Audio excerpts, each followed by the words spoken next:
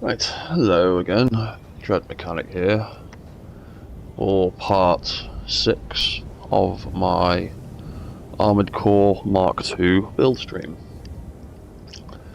Over the last few sessions, we've been building a big quadrupedal Armoured Core type monstrosity with 4 legs, 2 arms, a head separate off the torso, and a jetpack and some weapons. And yesterday, after the end of my stream yesterday, I made a start on playing around with some wings to put on this thing as well.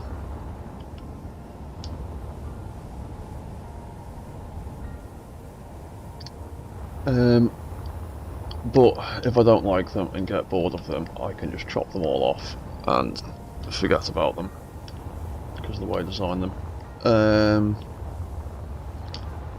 I think adding some wings to this might be a little bit of a piss take, might add a bit too much,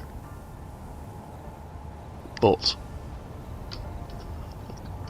we'll see what happens.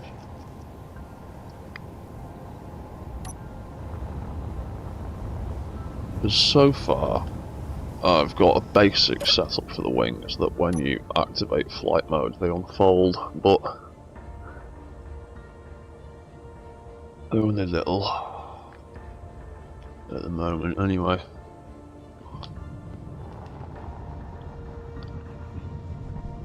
I want to see what else I could possibly do to make them a bit bigger.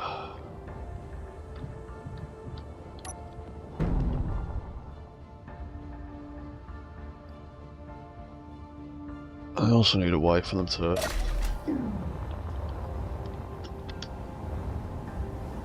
retract and extend automatically. A bit better.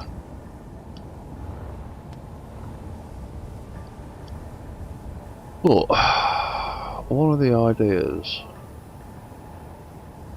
I have been having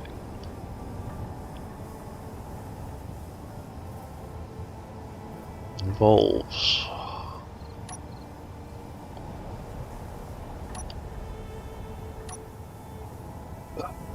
taking the piss even more, because why not?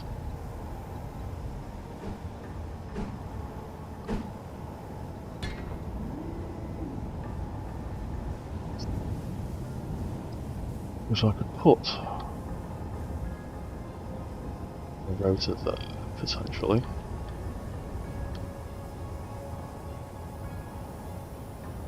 Then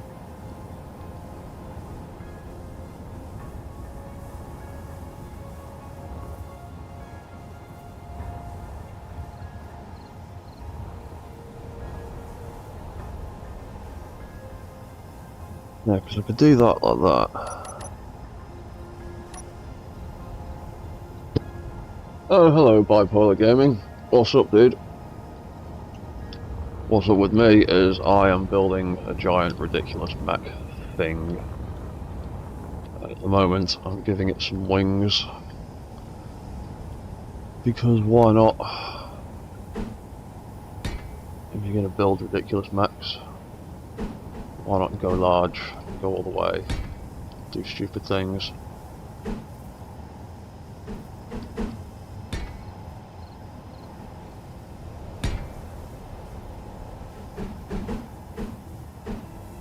That's the block, that's why.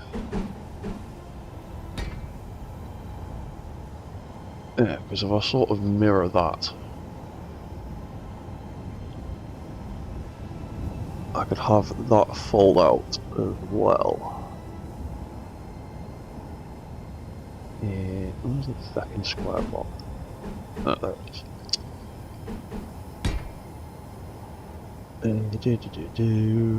Where are those pieces? There they are.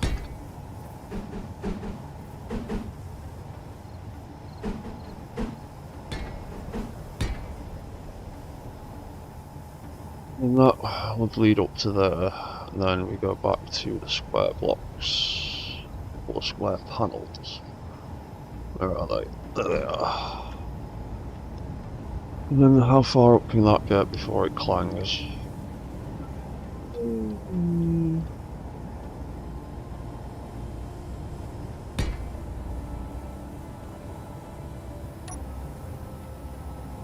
Then if we bring that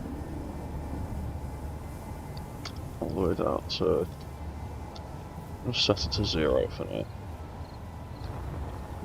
So if that unfolded,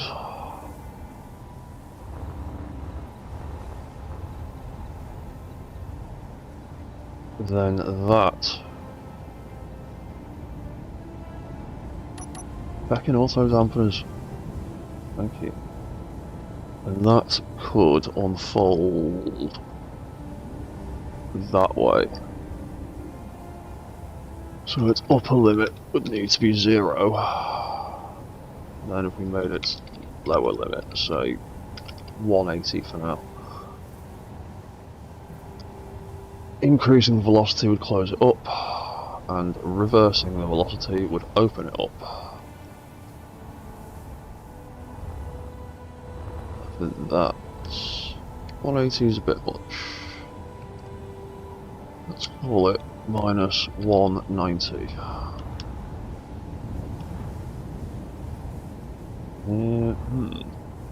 Let's make them match. What's that like? Oh, actually, while we're here, let's finish that off and make it match up. So we'd have that, we'd have that, we'd have that, and then we would have... Why can't that go there? Oh, because I was trying to put it in the wrong place.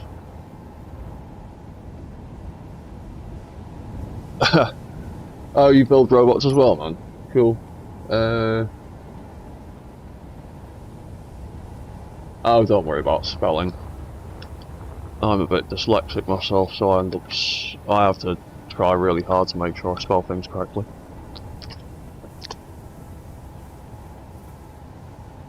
What, you build robots as well, but not on this scale? Honestly, I struggle to make robots small. I get too lost in the greebling and the angles and making shapes that look nice and aesthetically pleasing, and then by the time I'm finished it's about 3 times bigger than I intended it to be. And it happens every damn time. I always end up building everything too damn big, but I don't care. I would rather have something that is functional and has the space for all the functional bits that it needs and look cool than be 1:1 scale and be really, really pressed for space and really basic. Oh, cheers, dude. Thank you. I quite enjoy making mechs. It's one of my favourite pastimes. So 90. What if we do 1, 3, 5? No, 1, 3, 5 is a bit much. Do this by eye then.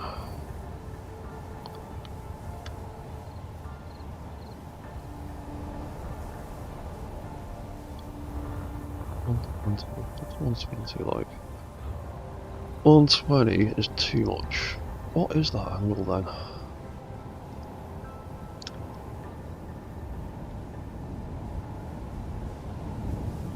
It must be 117. That looks pretty good. Oh, you build droids, like, small scale. I see. So you're, like, specifically trying to make, like, human-sized, small-scale mechs. Cool. 120 is too much. 117 is like 117 is too much. 117 is like 117 is like human sized small scale mechs. Cool. 117 is too much. 117 is like 117 is like human sized small scale mechs. Cool. 117 is too much. 117 is like 117 is like human sized small scale mechs. Cool. I would really like it if we had an even smaller grid size to do things like that properly. If there was a tiny grid size where you could build tiny things and build like people-sized stuff, that would be amazing.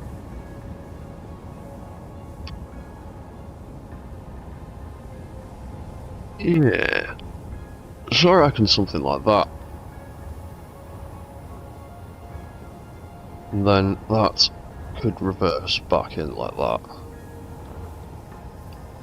Be tucked in there nicely.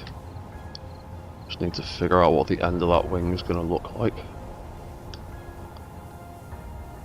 So what if we stick one of them and one of them on there and reverse that around?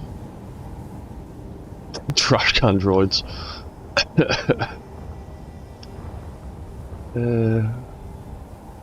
So, has that got enough room in there to not clang? Hopefully.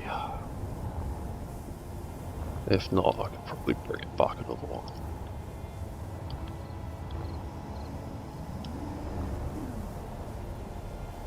So, reverse that out. Oop. And reverse that out. And then we can finish that off with that.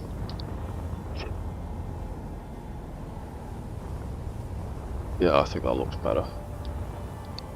Check out your channel. I will have a look at it after I've done this stream. I'm always keen to see what other people are doing with robot-related things in Space Engineers. My favourite part of Space Engineers. Because I still don't know of any other game that lets you build things in the same way that Space Engineers does. You got two channels. You don't have gaming in the name, but it's the same thing. Alright, well, I'll have a look for that as well, mate. So, 0 was pointing straight out. Right, so that would be like that. Oh, could I please just copy and paste that whole thing? It'd be so much nicer if you'd let me do that. Let's drop that.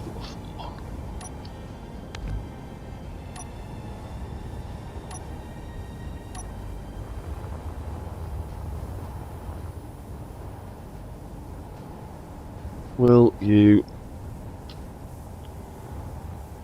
Oh yeah, because I need to chop a bit off. How many do I need to chop off?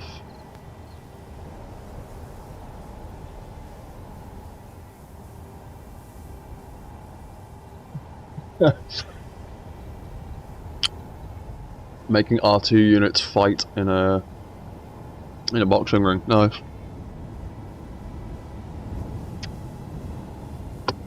I used to do a similar thing a lot in Fallout 4 when I used to play that a lot.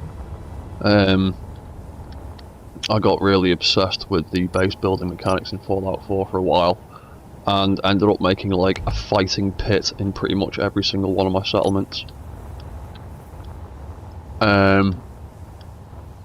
And ended up making like a robot like battle pit thing, where I just have robots kicking the crap out of each other all day long. It was quite fun.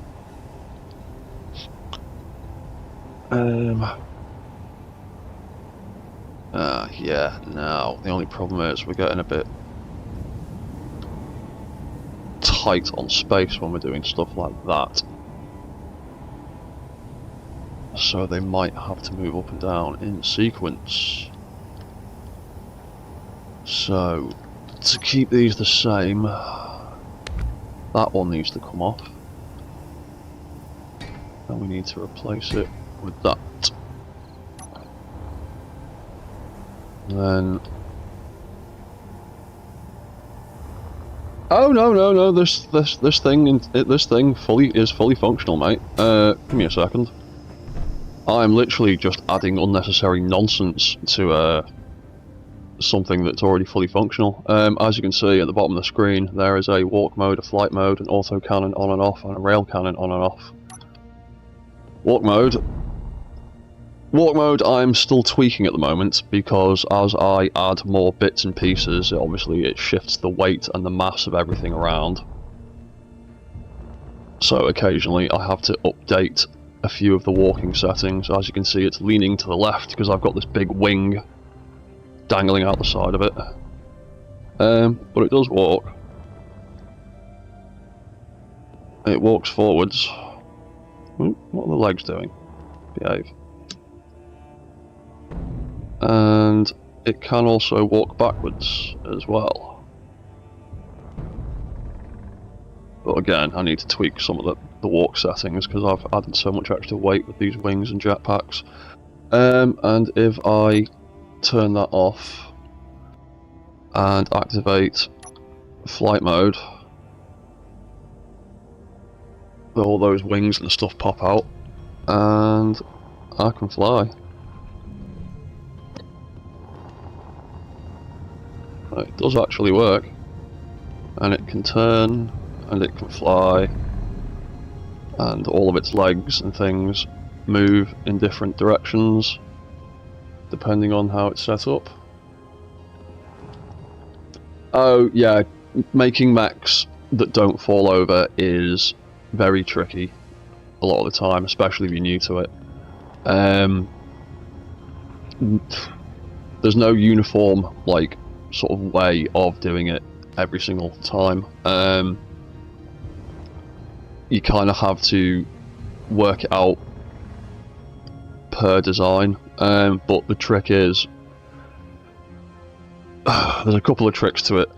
Spacing, like how far apart your legs are versus how tall the mech is, and how big your feet are, and how much contact with the floor they have, are all important. How long the legs are and how big of a stride they have when they walk can have a serious effect. And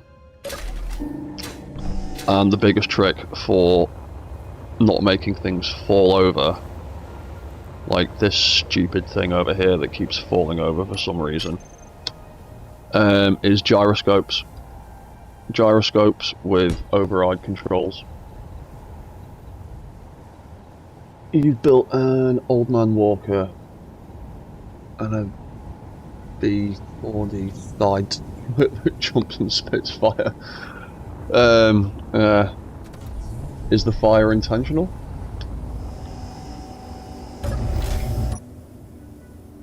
But yeah, the trick to making walkers is just experimenting and figuring out leg designs and stuff.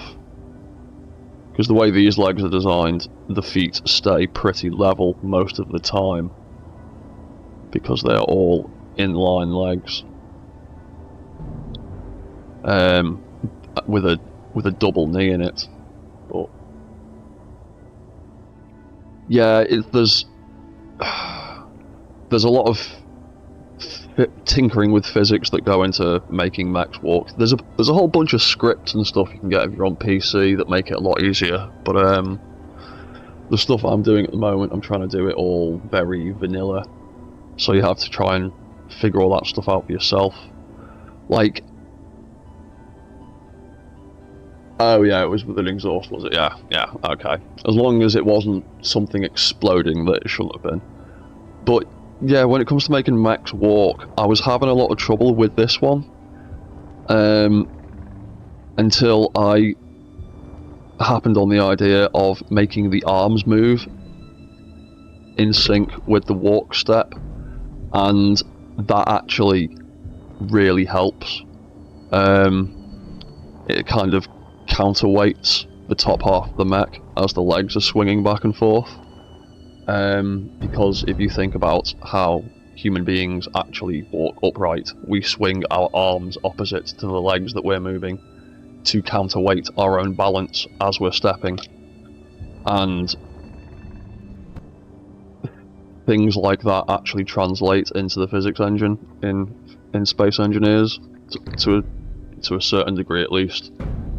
So just adding an animation that makes the arms swing and shift back and forth really helped with this mech, and really helped to keep it upright and stop it tipping over or tipping too far forward and backward. And he's got a very similar setup as well, because he's got a walk mode and he's got a flight mode.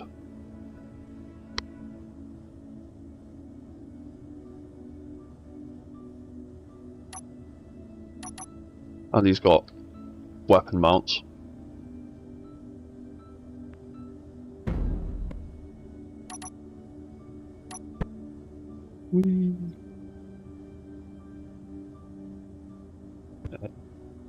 Let's land you.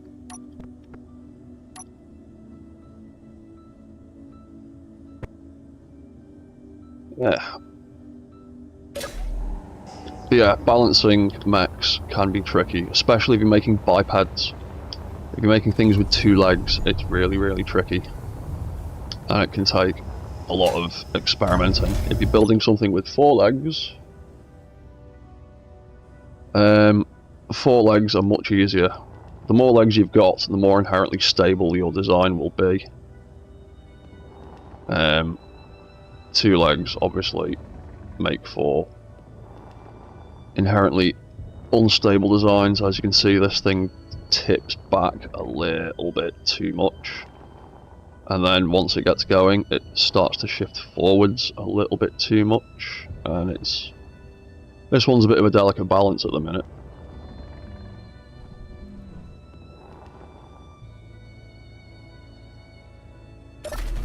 But yeah, if you want to build mechs, my advice is start with something with lots of legs, or 4 legs, or 6 legs. It might seem more confusing to do more legs, but you will have less of a difficult time with the balancing, and you will get to learn a lot better how to build things and how to make all the like sequences and stuff. Because I started just doing I started building mechs by replicating like all the Ghost in the Shell stuff, like the Tachikomas, Tachi 11. There you go.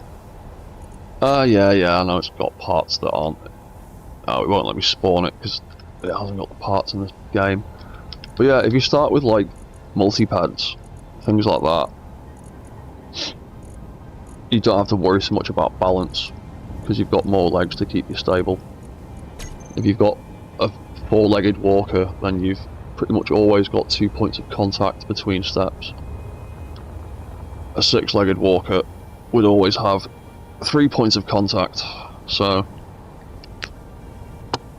they're inherently more stable. Bipeds, when they're stepping, have only got 1 point of contact with the floor in between steps, and that's when they start to tip over sideways.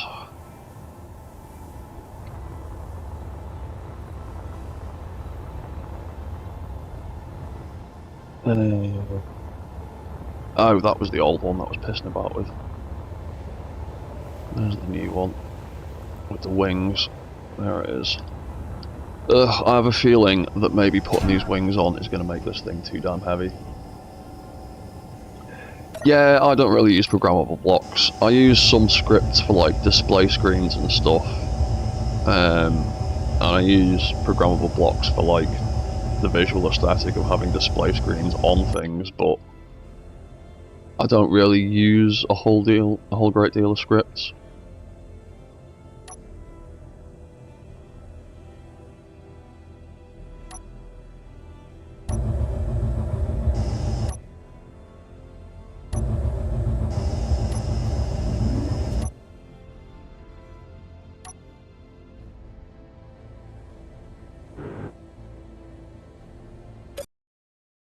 Oh. Oh, my game crashed. Fantastic. Well, I was wondering what was going on there. some of the buttons weren't working, and then it just decided to crash. Well, thank you for that, Space Engineers. 25 minutes into a stream, and you break. So let's try that again.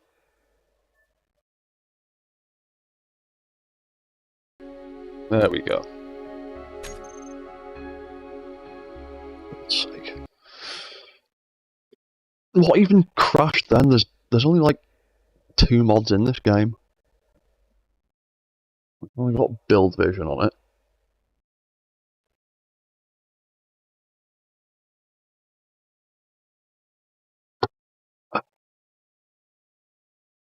Steam's not doing stupid stuff in the background, is it? Not that I can see. Yeah. God knows why it crashed.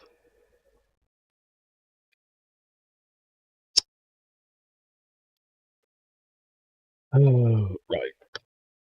Come on. Come on. Thank you.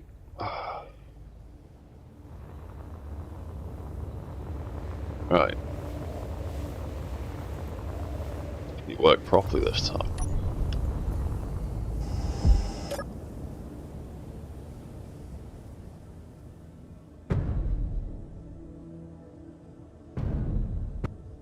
Yeah, I still need to do some tweaking to the walk cycle on this one. But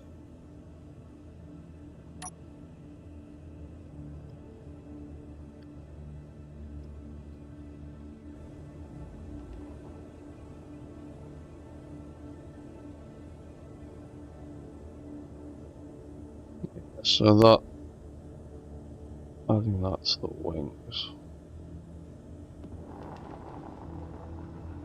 Still wings haven't added too much weight yet.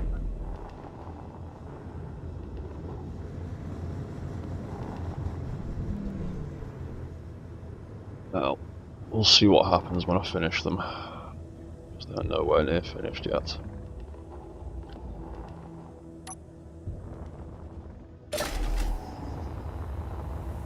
I also need to add some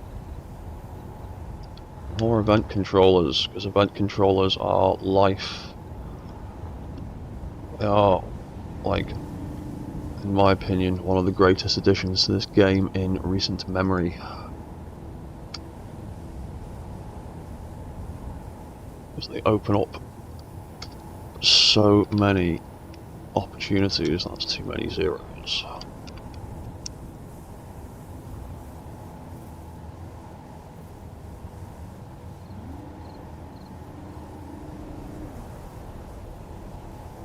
So that would be wing rotor L01. We'll call that L02, and then we'll call that wing rotor L03. Nope.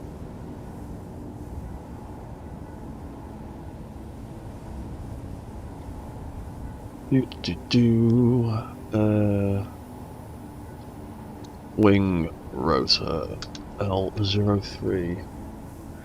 No, I don't really use script at all either. What do you mean, a link to it? Oh, you've tried building spider droids. Cool. The spider droids aren't that complex. Sweeping legs are actually, like, really simple. And once you've figured out one of them, it's generally just a case of copying and pasting them. I'll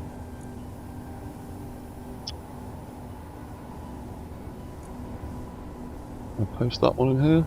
Yeah, there we go. Because I've got an old tutorial video on here. I'm working on a better one. But like, that is like the basics of a spider mech, the absolute basics of it, of what I use to build one. Sweeping legs are really quite simple to make. Um, oh, this is an older system as well because I've not actually built this with the lights. But yeah, to make a sweeping leg, all you need is a couple of hinges, and to just put them in the right positions. Like, you need one that can move forward and backward, and at the very least you need one that can lift up and down as well. And it's just a case of setting up so that when your leg moves forward, it lifts up at the same time, moves forward, drops back down, and then pulls back again. And that's like the absolute basics of making a sweeping leg. And it's just a case of finding the right angles for the size that you've designed your mech. And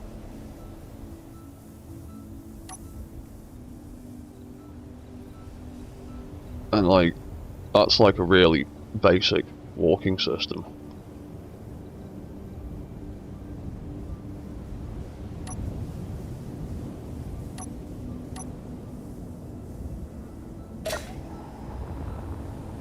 But they're not hard, they're not that hard.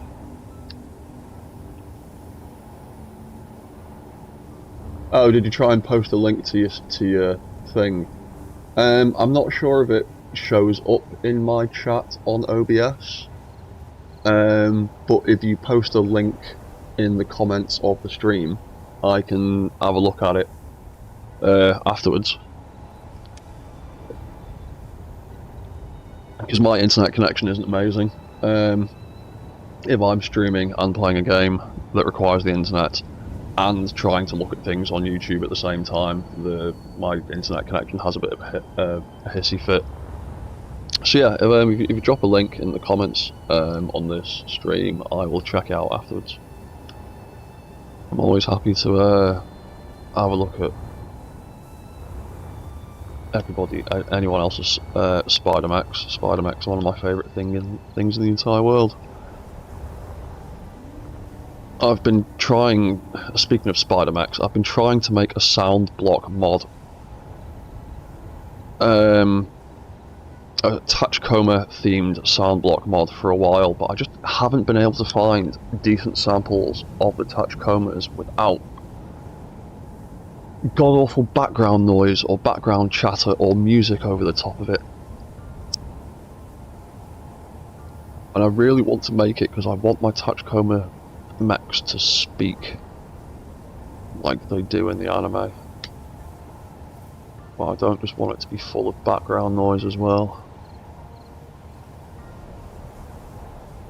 Oh yeah, well then yeah, I'm guessing it's just not showing up on my live chat in OBS, but I'll have a look at it in a bit.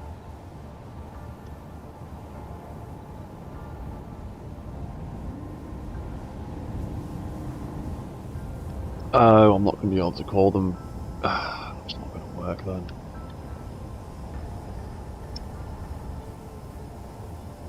We will have to tag them with A, B, and C. That will make life easier. Not that. 2A. 3A.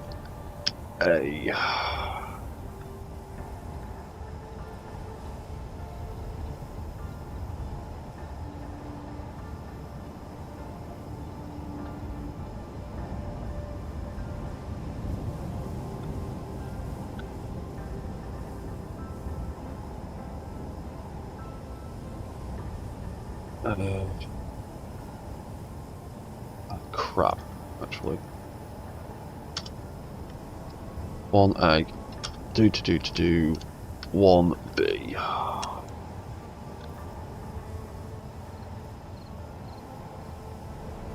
That can be 2B.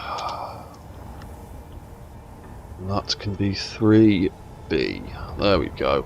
That makes more sense. Yeah, that looks kind of cool now. So that one would get to be 1C. You know what? Let's increase these a little bit. Almost certainly gonna be too snagging weak.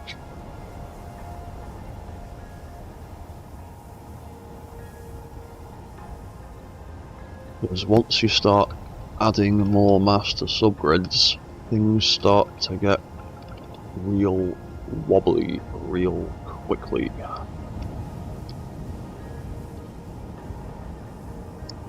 Really hoping in Space Engineers 2, when it's finally been developed and released, has slightly less wobbly subgrids. Be nice.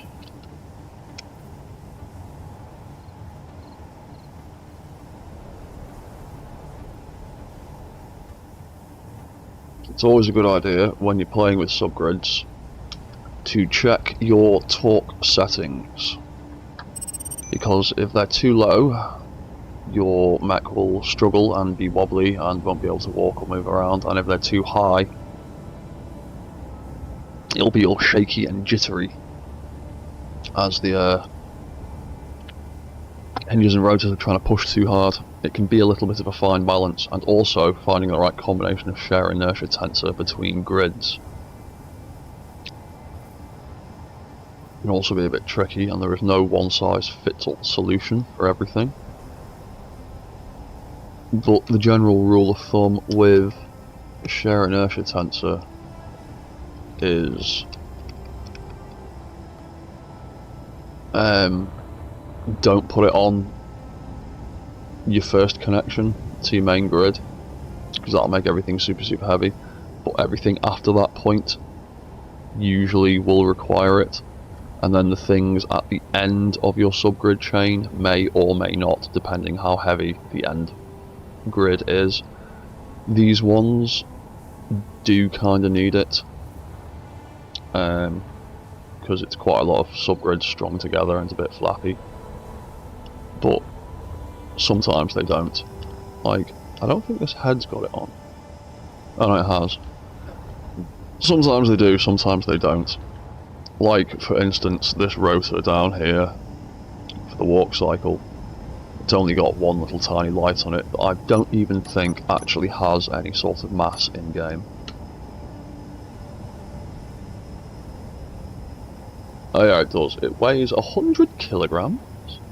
Oh, that's the large grid version, that's why. Small grid version weighs 23 kilos. So, yeah, it's not much. So that doesn't need shear inertia tensor on it. Whereas these arms and wings and all these ridiculous turrets do. Right, so they are sorted out pretty much. So that needs another rotor. Gonna have 0 facing out to the tip. We will copy and paste all of those settings. We will copy and paste them onto there. We'll name it C.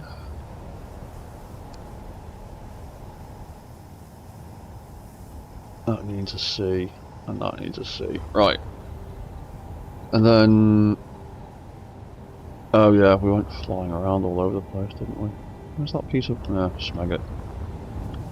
I'll just copy that. And drop that. Chop that off. Chop them two off, because it's inevitably going to be too long. Pop that onto there.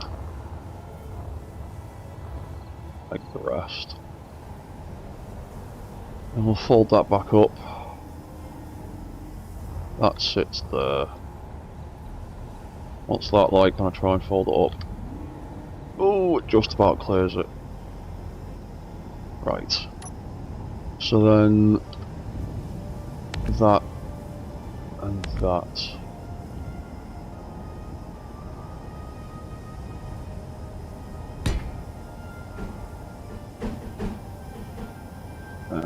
Right, so this one is so short that it's not going to have that.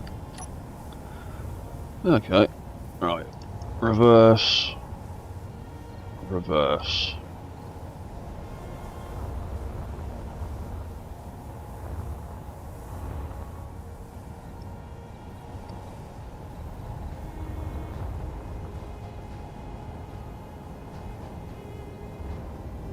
I want at least one. So let's just add that back in.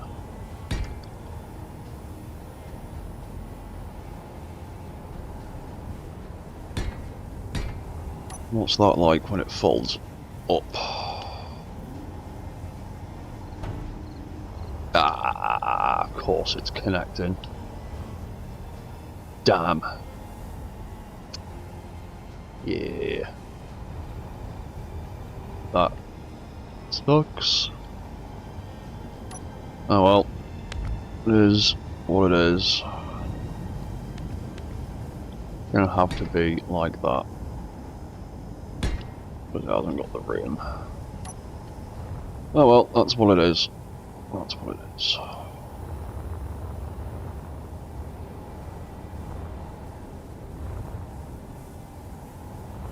There you go, that's a sort of slap a few of these around them.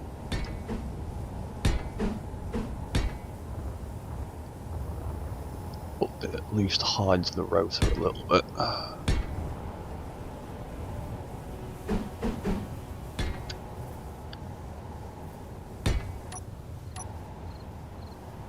It also bugs me that armour plates weigh the same amount as armour blocks. I know they both only require one steel plate, but seriously. You built an ET extraterrestrial droid. Nice. Yeah, I've made a few stupid little droids. I made the Jameson Cyborg a while back from Ghost in the Shell standalone complex. He is actually gigantic compared to what he should be, because he's only supposed to be like the size of...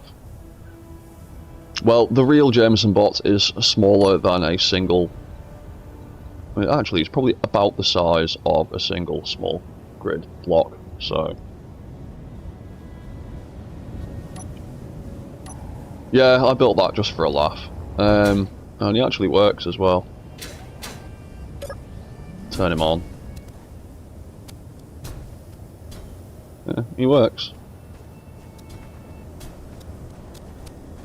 The Jameson bot is about as small as I've been able to make a functional multi-pad mech. Completely vanilla. Like, he is entirely scriptless. He's got a AI block set to follow me, and a little sensor under there that triggers his walk cycle. And when it can't detect anything, it starts walking. And when it does detect things, it stops walking. And the AI block follows me, and he's got a little tiny thruster on the back to give him a push when he needs it.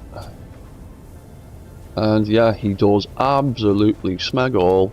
He has no storage capacity, he has no weapons, he has absolutely zero functionality except for following me around like a cat.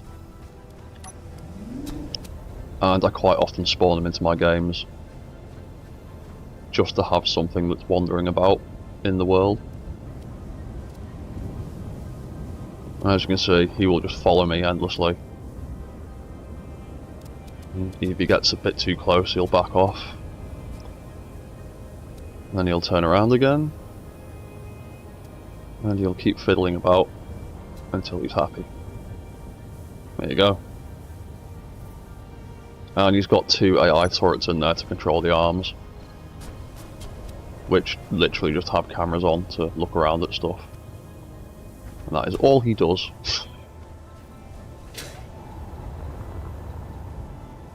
And more often than not, he ends up getting kicked to death by one of my bigger mechs, because he'll just get in the way while I'm testing something, and he'll just get smashed to pieces. Half the time. So, right, I want to do the same thing as that on this side now.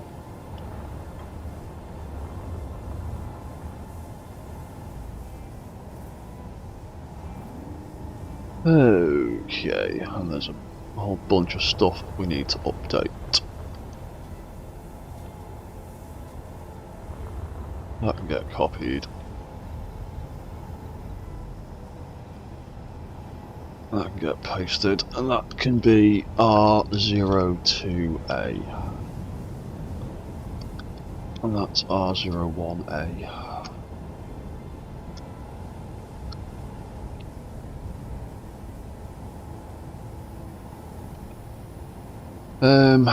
Is there anything else I need to do to this one? Oh yeah, put that into 0. 15 and 15. 15 and 15. Right, that's fine for now. Okay, so we need a rotor. We need it pointing straight out. And then we need to rebuild that one from...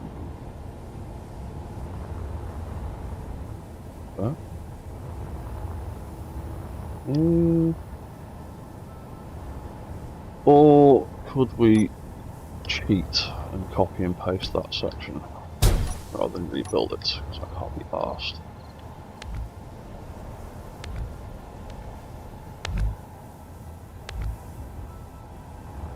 And then chop that off there.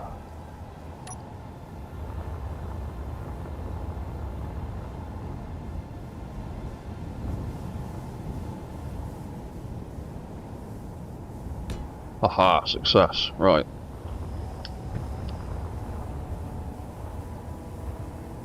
So how many do we need?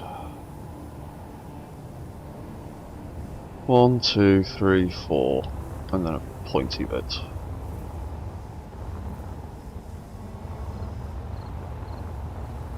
Back, let's hold that back up. Flying dragon parked on top of a church.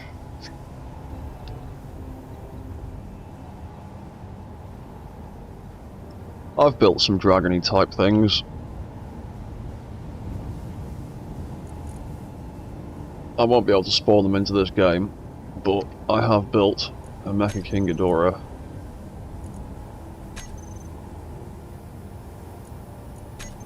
You even let me see the blueprint. Ah, you'll let me see the blueprint at least. There you go. I can't spawn it in because it's missing loads of mods, but I did build a fully functional Mecha King Ghidorah a while back. And as you can see, size comparison next to this thing, it is huge. But it does work. I need to go back to it at some point and rebuild it, because I made this before we had all the event controllers and stuff. So it relies on a lot of scripts to work and a hell of a lot of mods for all of the internal stuff, which is all missing. As you can see, there's loads of connections that aren't there because I used some modded connectors to build this thing a while back.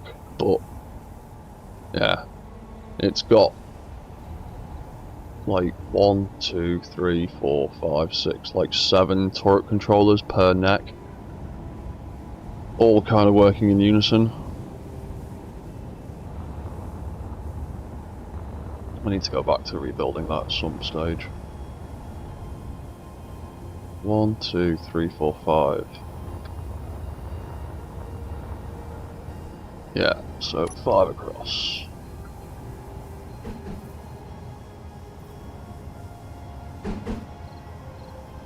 One, two, three, 4, and 5. And then we need pointy bits.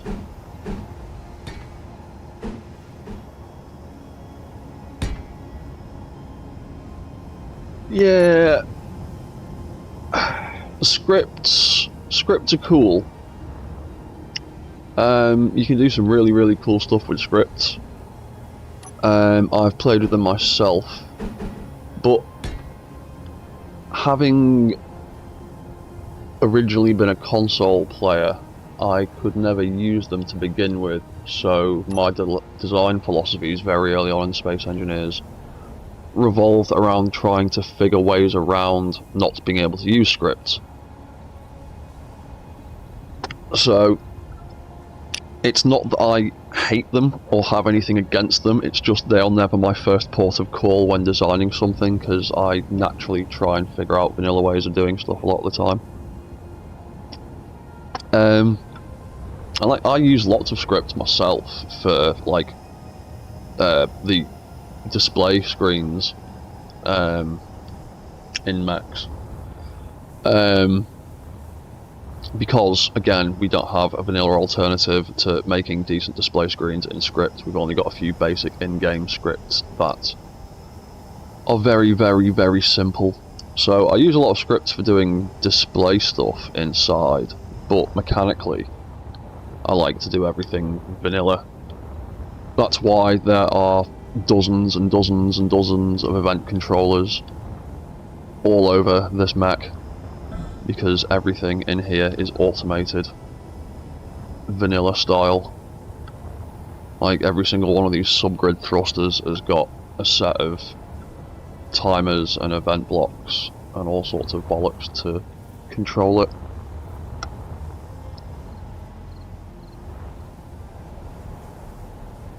Right, so what did we decide on? Oh, minus 117, so this one should be positive 117. And its lower limit should be 0, and if I hit 6, bam, there you go. That's what I wanted. Right, so let's copy these settings. What was that on? That was definitely... that was on minus 5. That's on 5.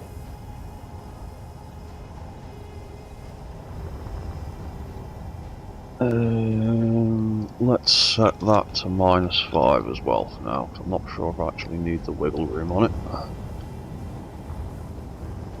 That gets to be... what is it? Wing rotor... wing... rotor R01B, that's the one. That gets to be R02B.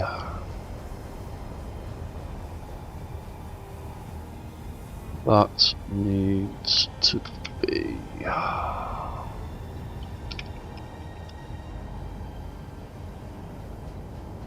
yeah, I try to use vanilla as much as possible. I have got quite an extensive selection of mods. A lot of the time I only ever use mods that are like single block mods where I can help it. Like I don't like designing something that uses one part of, say, a gigantic mod pack, and then someone has to download a huge mod pack just to use one thing. I do use mods in some stuff, because sometimes there's just no way around it. And there's quite a few mods out there that do things I really like that vanilla parts don't. But for the most part, I try and do things as vanilla as possible. Like, this mech, for example, and the little red and black one that I was playing with earlier, that one over there, they are entirely vanilla, except for one single mod, and all that mod does is increase rotor strength and hinge strength beyond vanilla settings, so you can make rotors a little bit stronger. And that is the only mod that's in this. And that is a mod.io mod, so it is available to all people on all platforms. And that's the only thing that's involved in this one. Without it, the only thing that would really be a problem, well, without it, the subgrid rotors would have a hard time doing stuff. So that would get to be wing rotor R03A.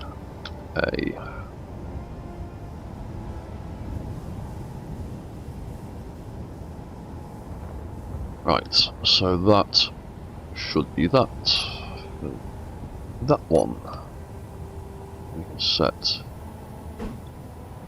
this one up. Oh yeah, we could do with pulling that all the way in.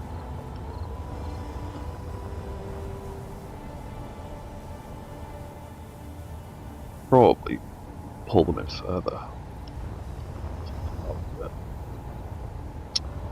So, right, we know this one works.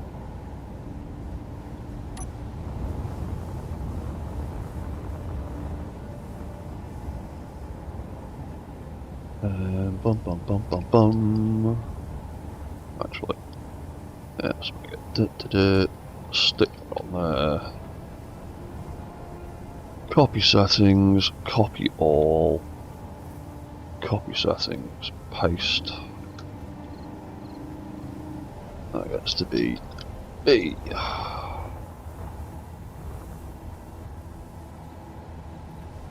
Cool.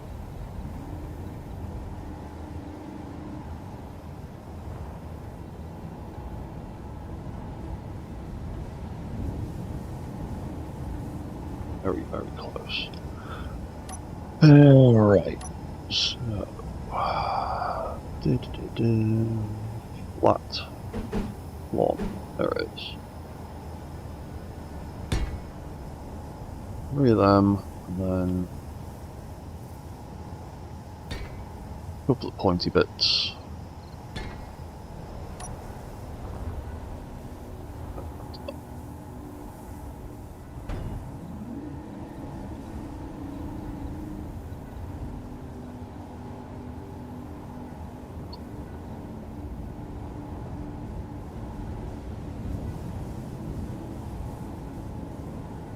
We may have to try and pull them in a bit more.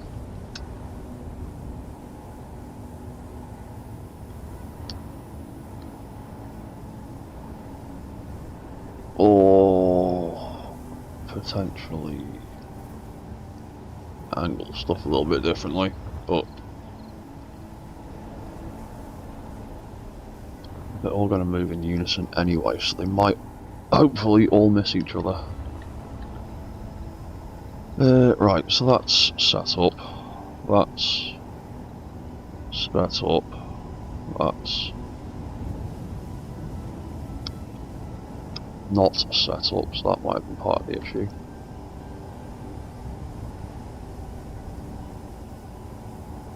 And then this one gets to be 1C. It gets to be 0.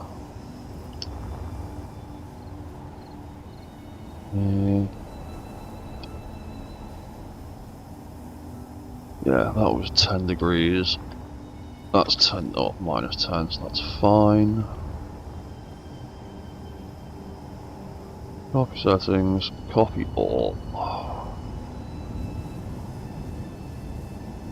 Copy settings, paste. That gets to be R0. see. I know, R02, rather. There we go. Right, last section of this wing, and then we can fanny about automating it. Figuring out where we can squeeze even more event controllers.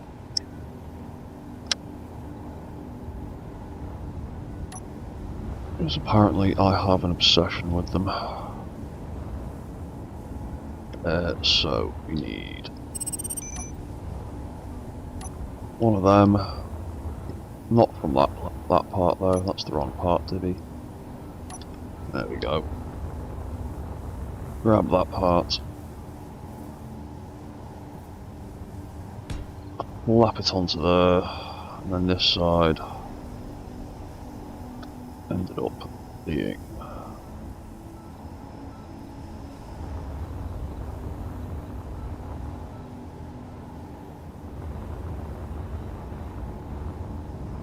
oh, yeah.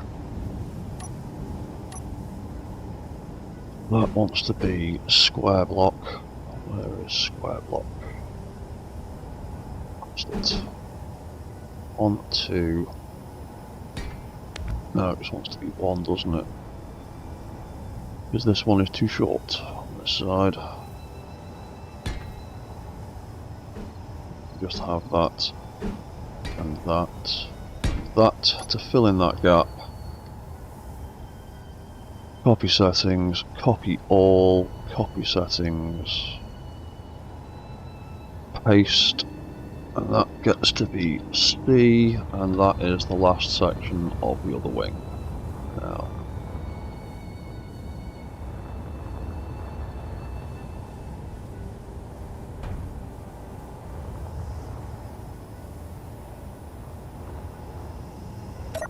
and that has added,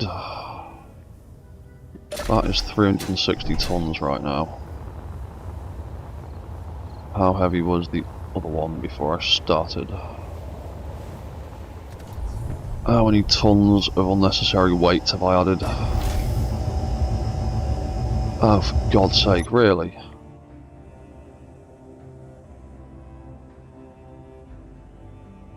I've added nearly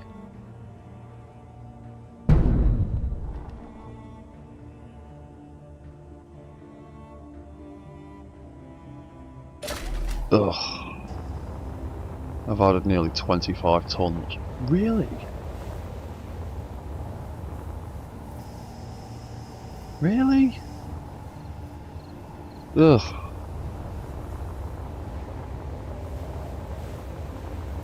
What about this version?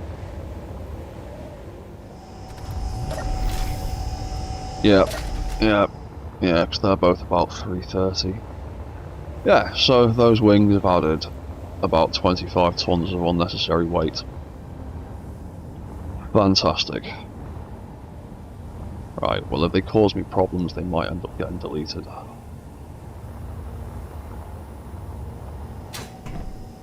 Well, it might have just been a massive waste of time.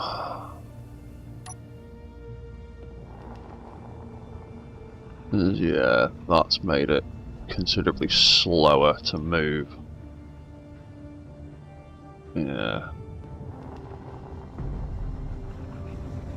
I think the wings might be a bit of an unnecessary addition.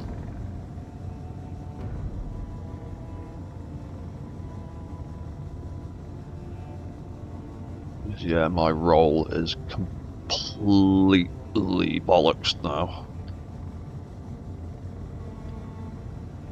It's still got decent mobility. It can still accelerate pretty quickly.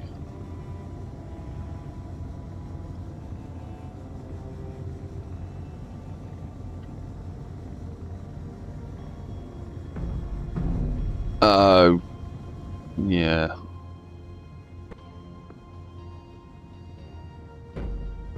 Yeah, they're gonna clip as they do that though, aren't they? I need to set them up better.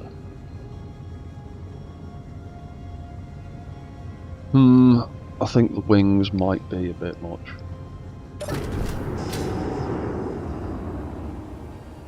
Because if I copy and paste that,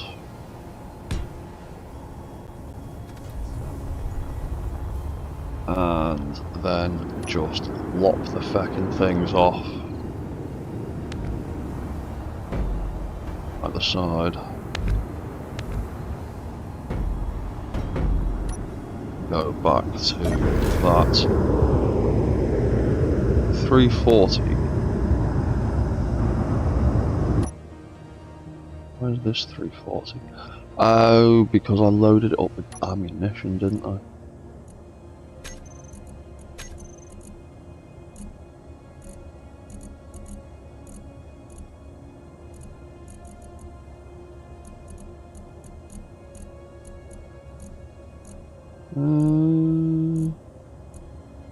Not that much apparently.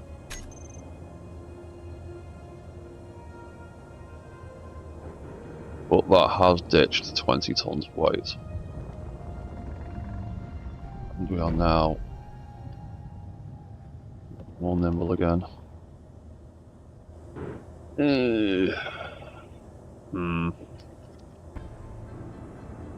Yeah, I think the wings are a bit much. Considering how heavy this thing is already. I think the wings might be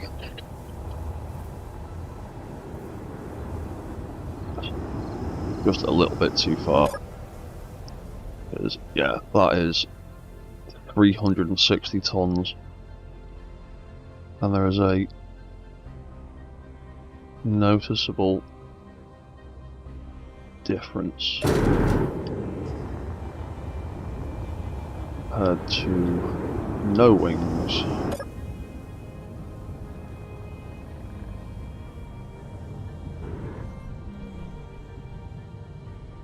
Yeah, I mean, it has actually only added 13 tons rather than 25 that I thought, but... Ooh, coming right for me.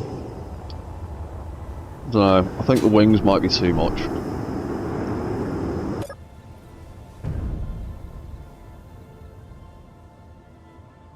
There.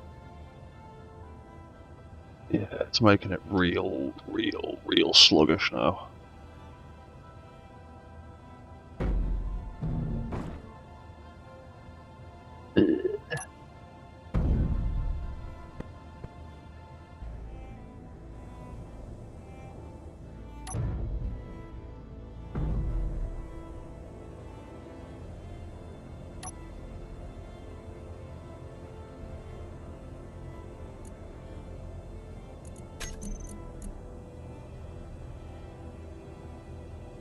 Oh yeah.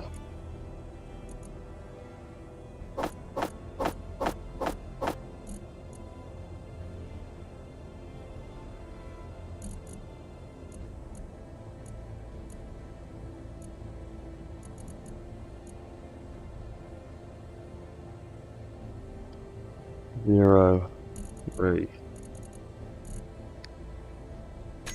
Reverse, reverse, reverse, reverse. What if we just stick them all on the reverse command?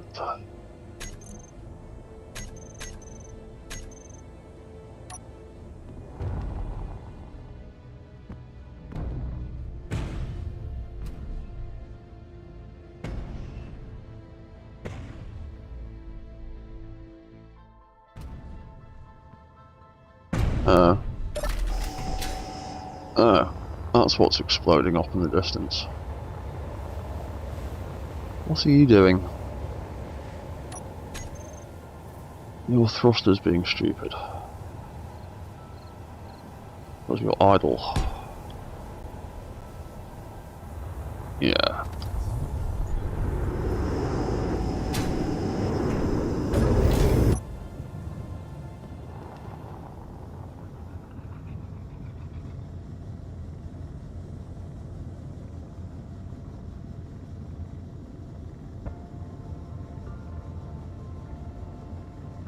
Yeah, I think the wings might be a bit too much.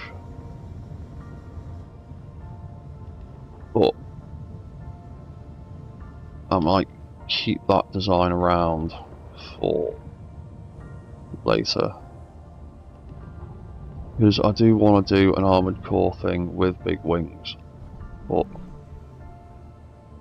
being as this one is already a quadruped with a lot of legs,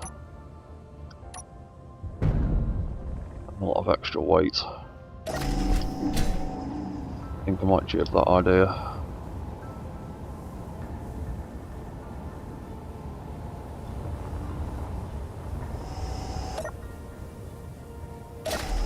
Wheel 347.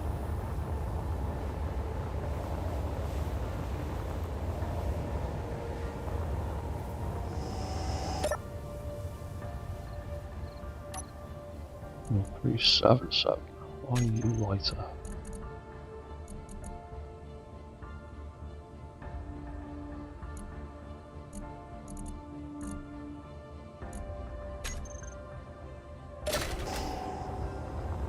Well, anyway, I'll get rid of you. You can stick around.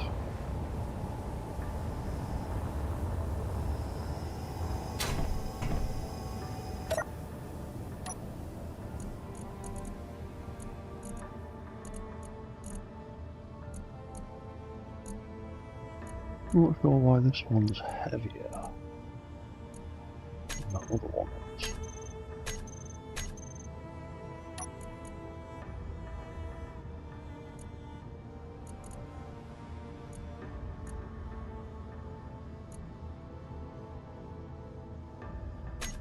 $666 mixed blocks. Nice. That was the one that I deleted before. Or put out. What is that? 633.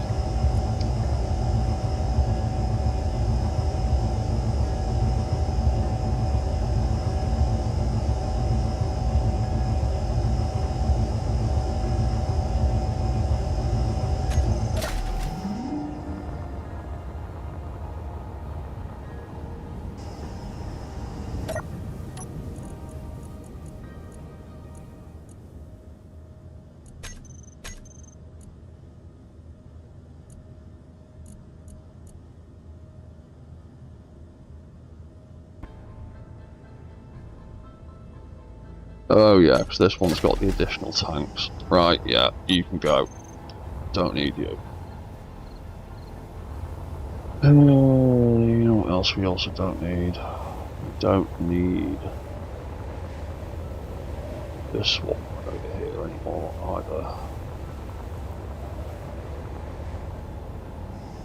Because you're the one with the other set of wings that I wasn't happy with, and you are the old test versions. You can go, so we can clear up a bit of the crap around here, make our game run a bit smoother. We've got that trash for later.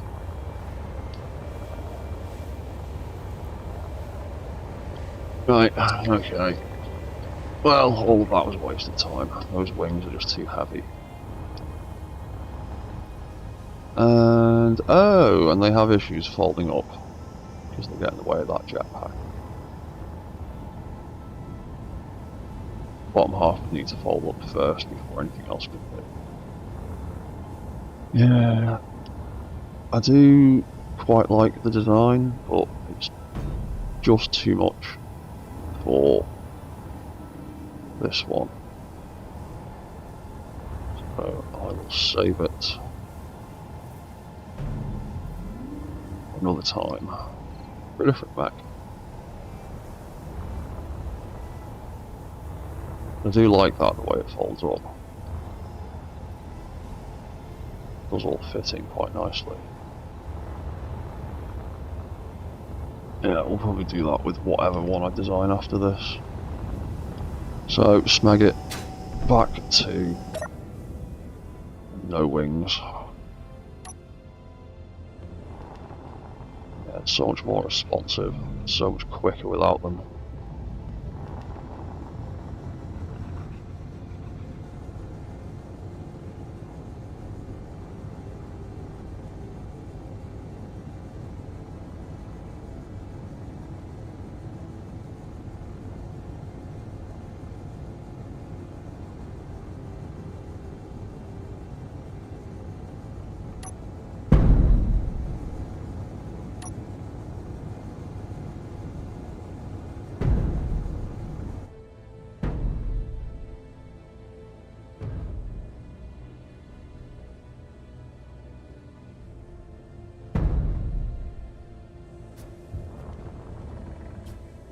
Yeah, I'm still convinced that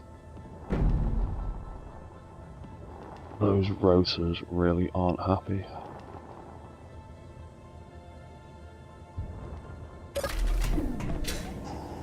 Rotors, hinges.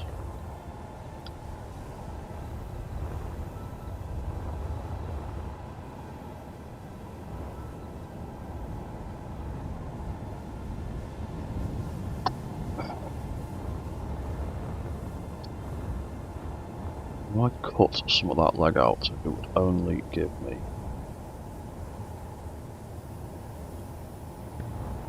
one or two blocks of space, which would only raise it up by about half a block.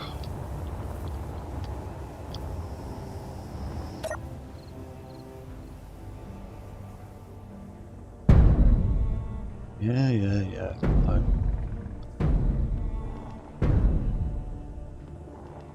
Yeah, it's those hinges on the hips. They're just not happy with all that weight anymore, are they?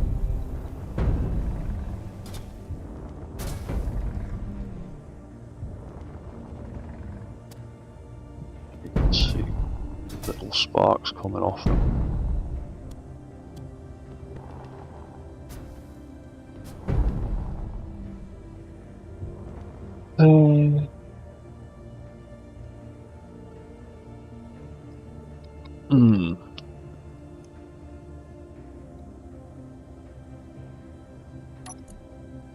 What can I do about that?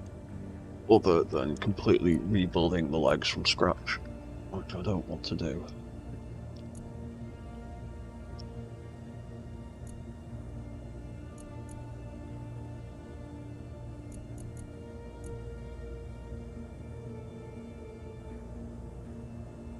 We'll increase the torque on them a bit.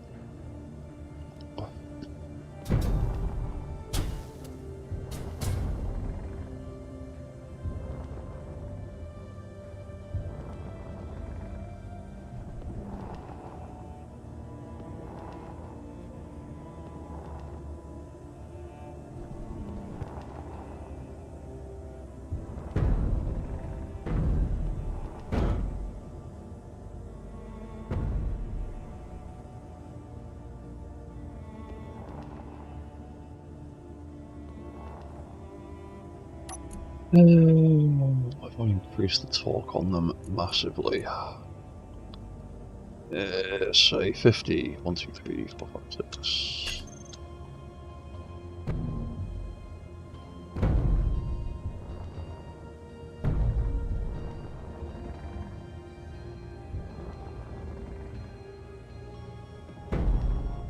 You make much difference.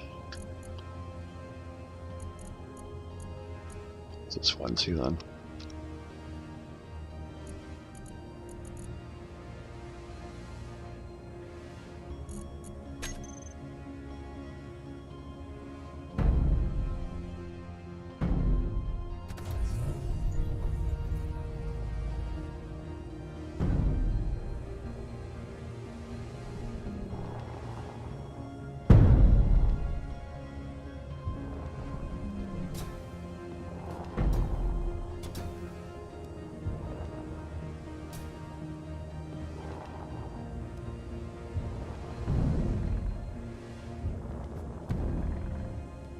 I'm pretty sure it's those hip hinges that are clanging because of all that extra weight and the angle they're sitting on.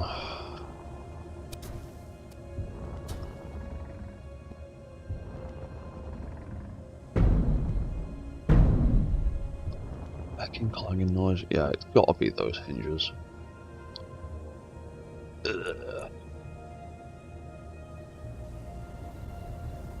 Ugh, replacing them would be an absolute ordeal.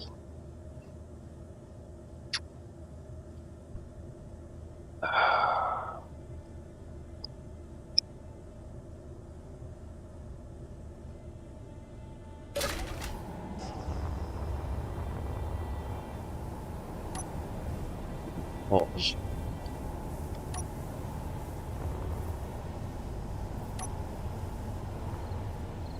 I would need to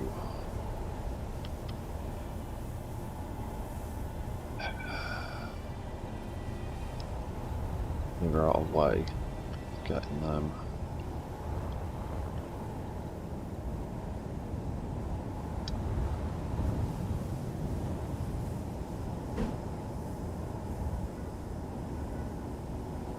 Right. Without adding more height. Ugh, that'd be a pain in the arse. But I think it's the only way of getting around the clang.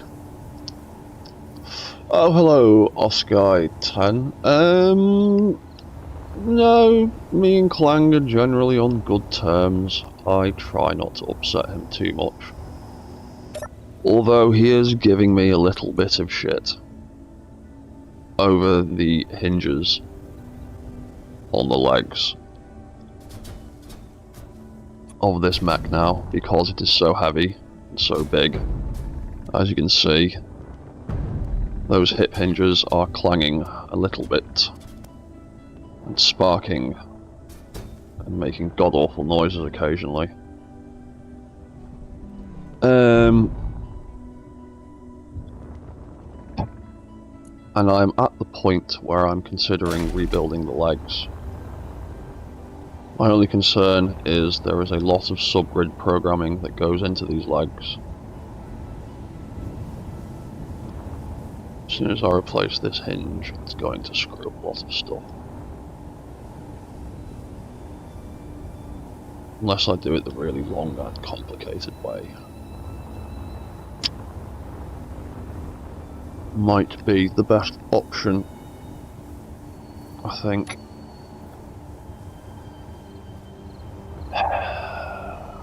And I need to do it. I need to at least experiment with it and see if that's going to solve the problem.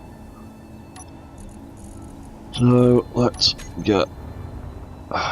build a thing to attach ourselves to.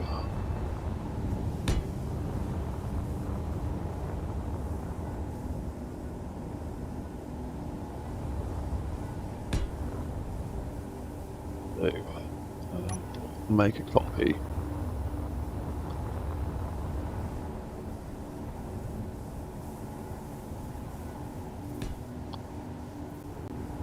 I'll flap that on there. Let's turn. Let's turn off walk mode. They're out of the way.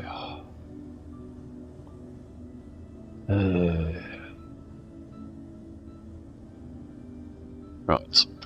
So leg lights 01. No. 02.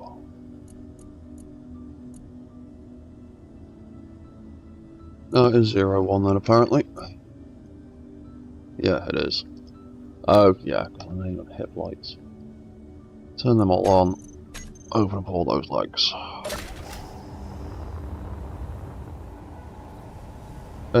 Tenderfoot style AC. Which one's Tenderfoot? Hello, Deathlock. As always. You're right, dude. Which one's Tenderfoot? I can't remember. Hang on. Let me Google.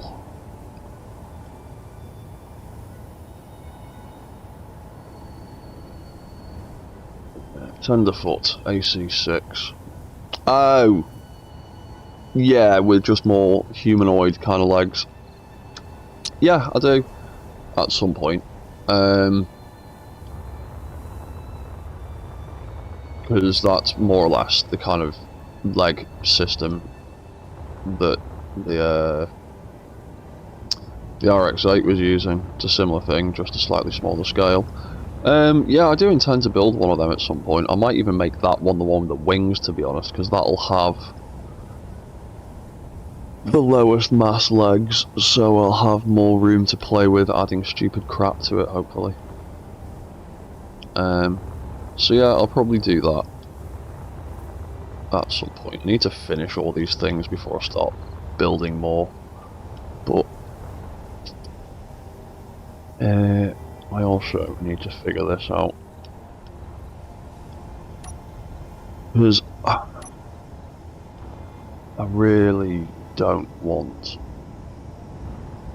to have to reprogram all of those timer blocks with the vent controllers from scratch, if I can help it. Oh, what am I doing? No.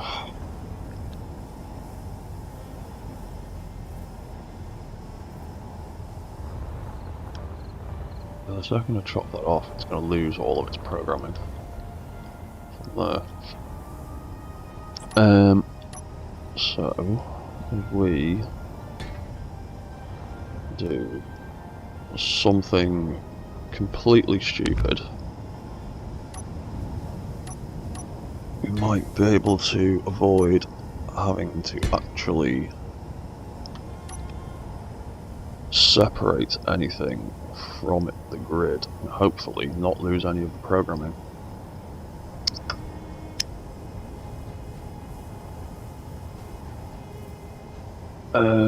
So what do I want to do?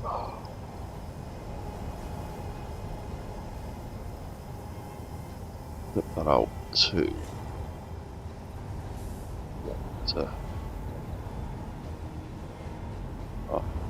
why have I built that? Oh yeah, that's why I built that like that. Because I want the space to work. Oh, that's fucking close, isn't it? Let's bring that down a bit then. Make that 0.75. Better. And then another one.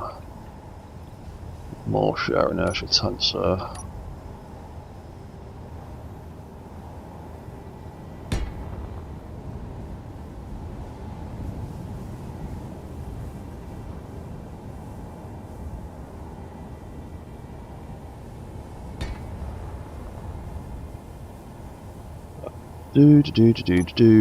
We need to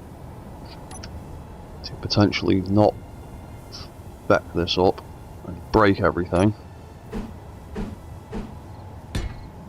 One of them.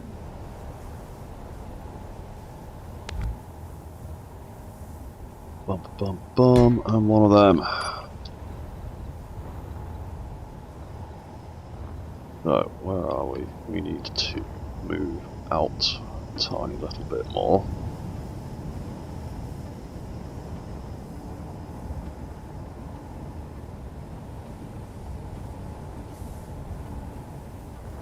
That ish. Now we've gone a little bit too far.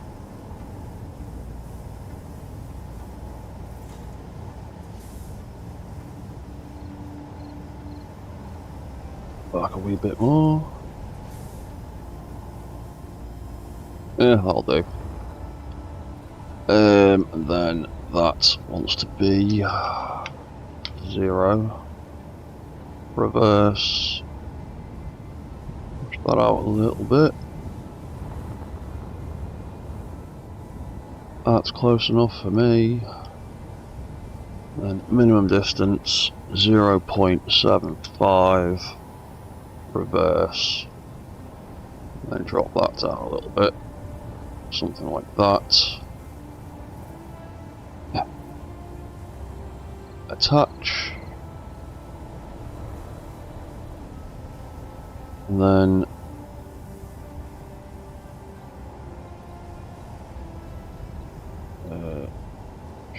Sensor, and then detach.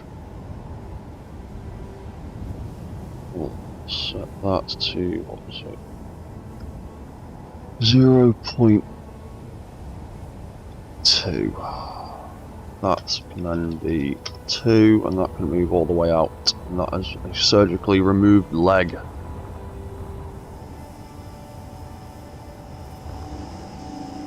I wonder, seeing if it's all attached still by grids. Does everything still work?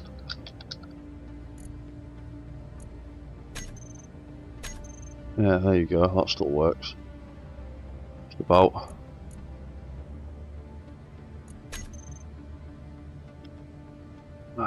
So, let's just check things. Yeah, so there you go, all those leg light controls are still intact on that left leg. Because it is still part of the grid. If I had just stuck a mag plate on the end of there... Oop. Yeah, if I just stuck a mag plate on the end of that and attached it and chopped that off, all of those controls would have gotten lost. So hopefully this way will work. When I try and reattach it later, I should only need to replace the controls. In fact, hopefully when I reattach this, the only thing I should need to redo is the controller for that joint. Hopefully.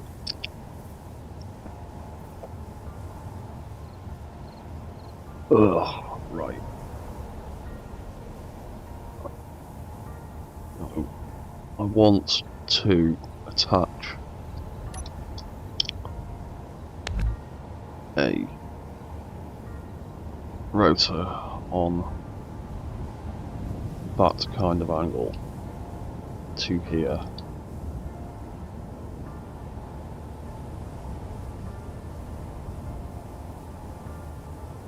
Like that-ish sort of thing.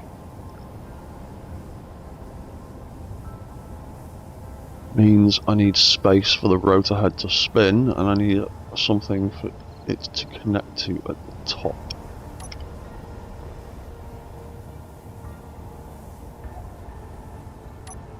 So,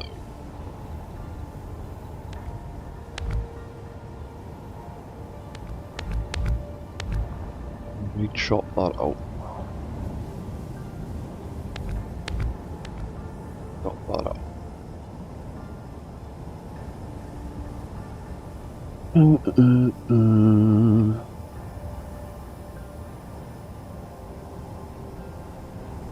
It's not a range of movement issue with the hinge, it is a clang issue with the hinge. I will show you what I mean. Like, this kind of leg setup works fine with lots of my other mechs. This one, however, has got all of this ridiculous subgrid nonsense on the top, and the whole top section is an extra subgrid, and it is causing some physics issues with the hip hinges as it walks. It makes horrible clanging noises, and it's probably going to refuse to do it now because I'm trying to show somebody what the problem is, but occasionally it's letting off great big sparks off those hinges as it walks, and I'm pretty sure they're the source of that horrible clanging sound you can hear.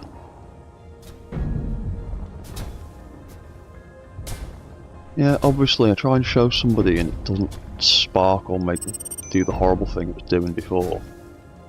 But yeah, I've noticed with hinges, they don't have a great time dealing with physics forces that run in the opposite axis to the way they move. Like, they don't like side-to-side movement or stresses.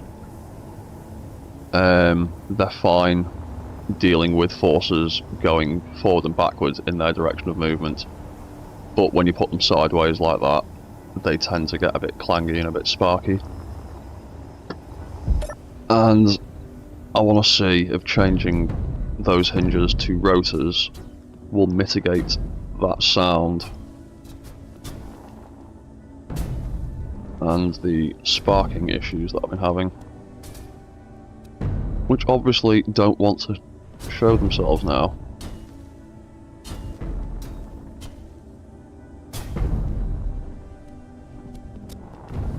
But yeah, I just want to see if that'll make a difference.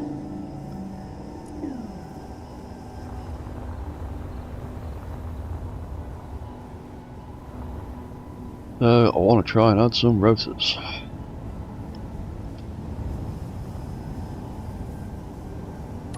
I also need to think about the connection point. Oh, the connection point will be easy.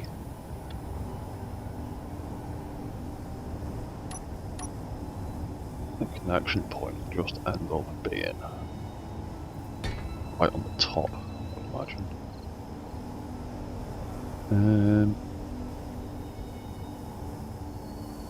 Yeah, it'd probably have to be.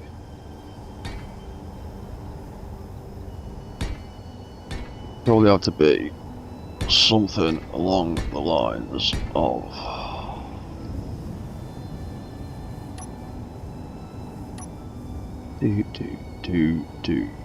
do something like that.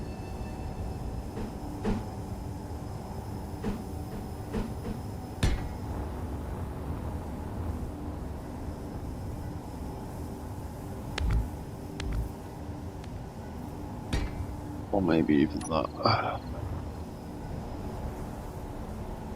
Work that out in a little bit. Oh, actually, no, it'd have to be. Oh, shit. This might cause me even more problems, actually. Yeah, well, we'll see what happens. Whatever. So, the idea I was trying to work with was gonna be... I need a block to attach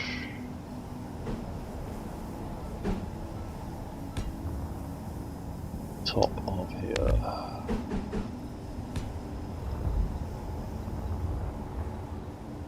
Because I need a connection point.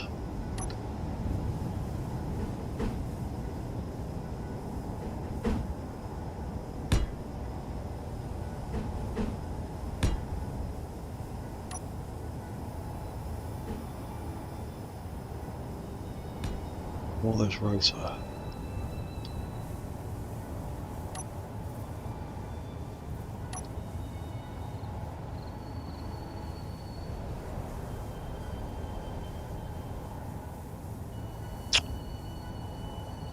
Yeah.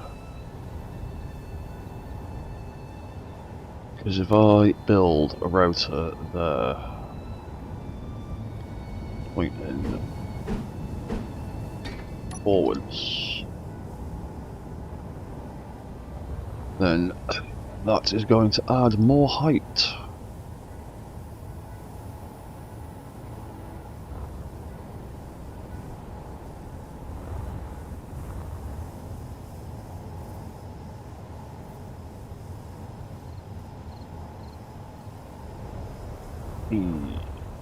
This might not be as simple as I thought it was going to be.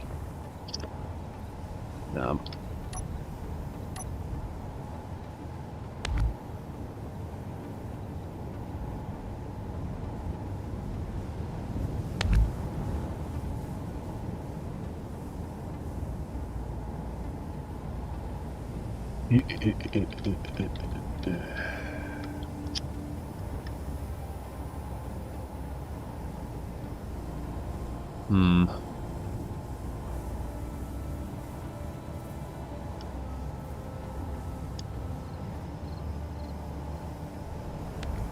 Because if I make that a block lower, then that is absolutely going to clash.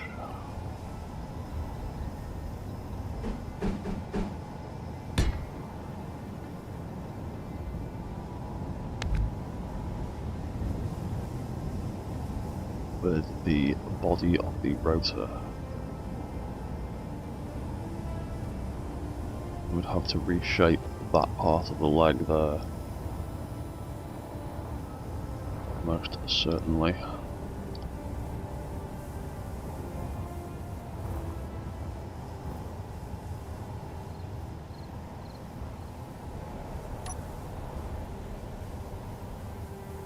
But that is the only way I'd be able to attach it and it'd be the same height.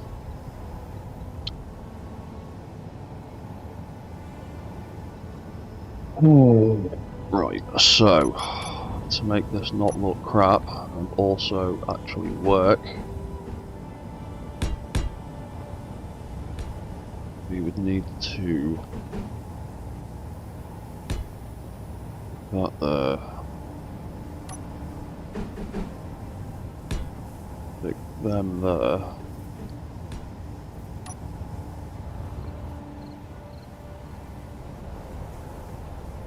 That would probably still not be enough space for the rotor to move. What happens when I reverse that into place?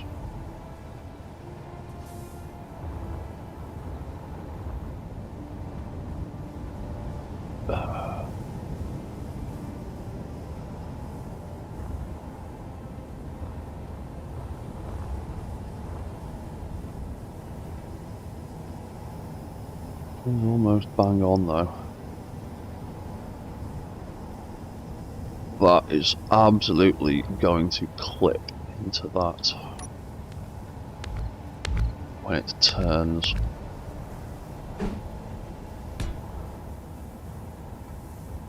That would be a little less clangy. Another block on my list of things I would like Keen to sort out. I'd like a block that's kind of like this, but like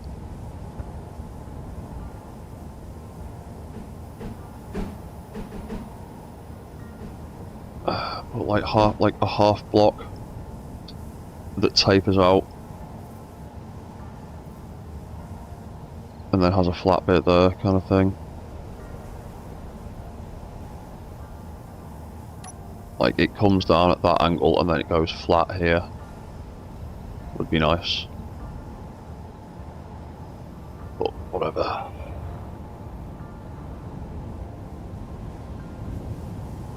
What we do to make the bottom of this not look shit. We can do that and that.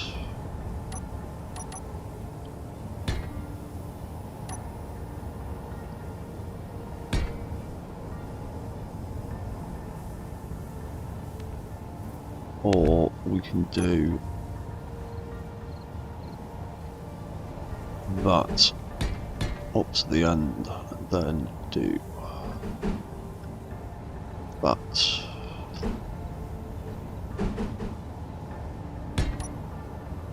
Maybe.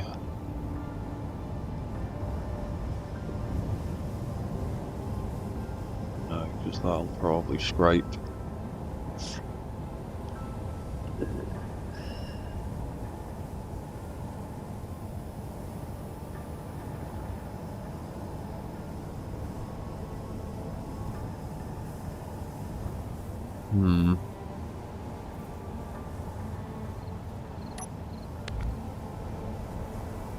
God, I wish we had better blocks for these corners.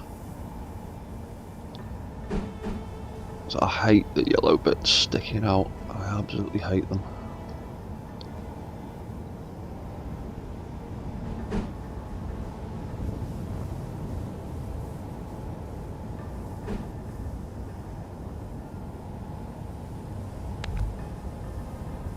Well, I could do that, and I could do maybe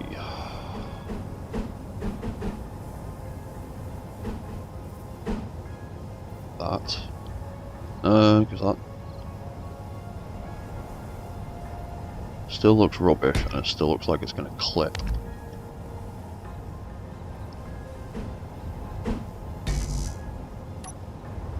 But not a great deal we can do about that. But that is absolutely going to clip, because you can see it clipping.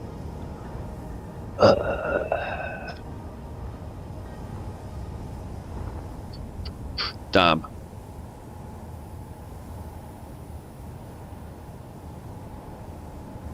What was it? No, it doesn't make any noises when it's up on the frame, and the legs don't clang when it's flying around and moving. It's purely when it's walking and it's shifting the weight on these hinges. Like, that's, I'm pretty sure, is the issue. Yeah, like I said, when he's flying about, he's fine. When he's up on the frame, he's fine. When he's walking, it goes boom, clang, boom, and sparks quite a bit. But yeah, if I put it into flight mode and he flies about and moves, because those hip hinges are set up to move about, like, with all the flight movement controls. But no, you don't get any clang out of them then. It's purely when it's walking and there's like forces stressing the hinges out that it becomes an issue. Piston support to the hip hinges. Again, I'm pretty sure it's an issue with the way the hinges work rather than anything else. Because when I was messing around with... where is it? When I was messing around with the wing designs over here, initially these wings were connected with two hinges facing an opposite axis, so that I could like position them. But what I noticed was, as soon as I started flying, the force generated by these side thrusters was making the first hinge freak out. Like, it was rattling everywhere, it was sparking, it was making horrible sounds. Because that hinge was being pushed against the opposite axis, if you know what I mean. When this thing was in motion, the forces on that hinge were going in the way it didn't like, and it was freaking the fuck out. Whereas this one was fine, because when those thrusters are on and moving forwards, those hinges are sideways rather than vertical, and the forces are going in the right direction for those hinges. Whereas the ones they were connected to were just freaking out. But the second I changed it to a rotor, all that stopped. Because rotors have 360-degree movement, so they don't get upset as much when you start doing weird things with the physics engine. So yeah, I'm hoping that will have a similar effect over here on this mech. If not, I'll just bite the bullet and deal with the clang. But yeah, I'd like to try and have it as clang free as possible.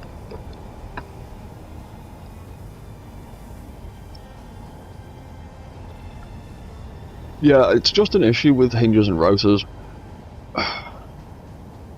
Rotors are notoriously fucking weak and pain in the arse a lot of the time, because they're notoriously weak without mods. But they can deal with phantom forces better than hinges can.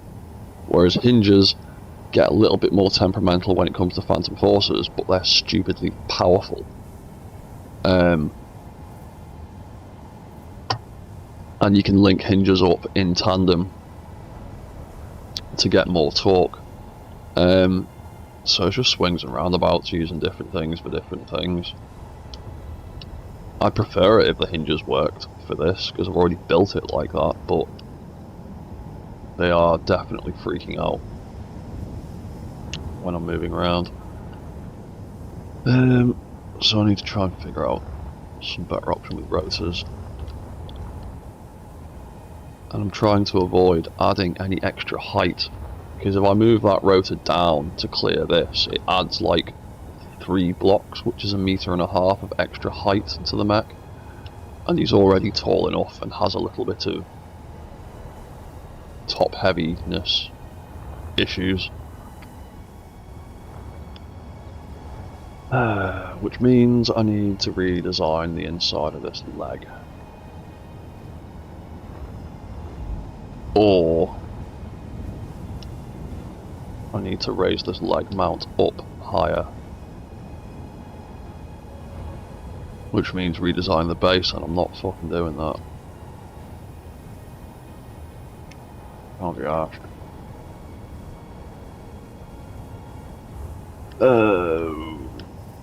Yeah.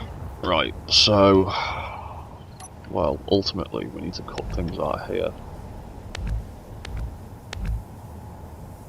We need to cut out at least that much. Want anything to have any sort of range of movement.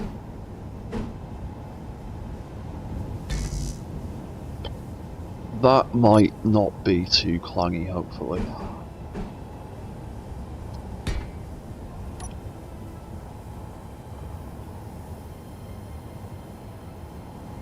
And I could possibly cover the side of that rotor up with armor panels a little bit. And then we could do that, and we could do that.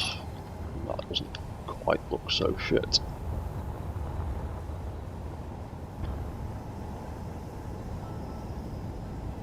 Then the top of this,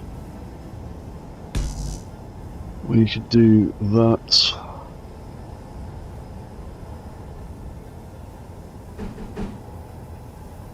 That and that.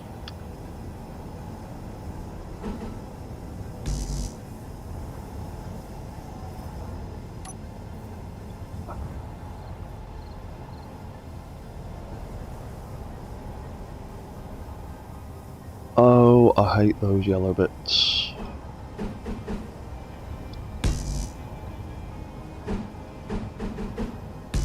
That's the best that can be, but that's so goddamn close.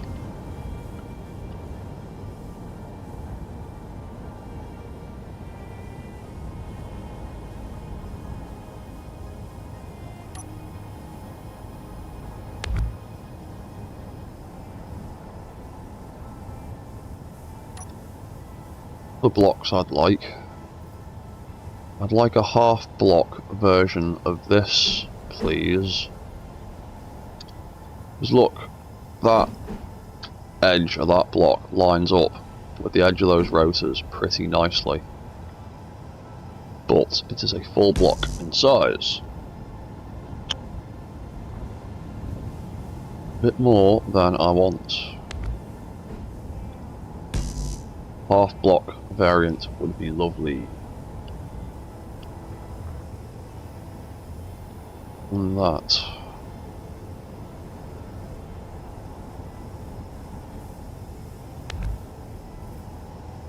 I haven't really got any other options. All I've got is things with big pointy right angle corners on them.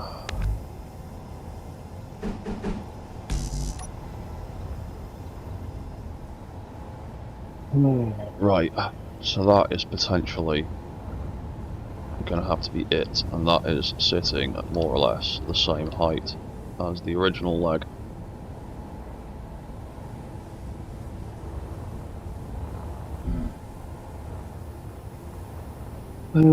So we can call that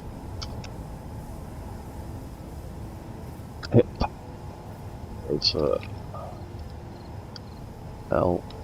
FL01. And attach.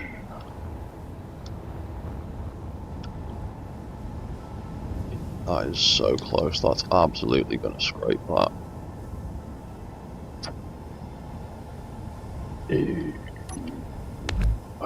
Bastard.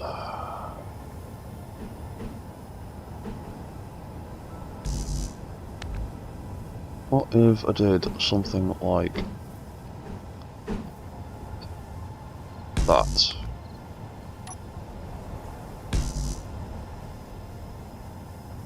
Would I then find a decent way to get it to fit in here?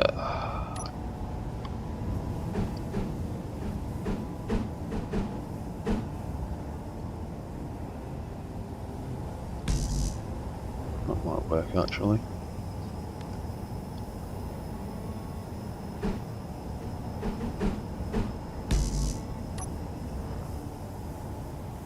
Okay, that doesn't look too bad. And I could even actually extend that over a bit. Yeah, that doesn't look too bad. Right, so let me just check these leg controllers. There you go, yeah, that's still got all of its things assigned to it. So the leg lights should hopefully still work. FL02.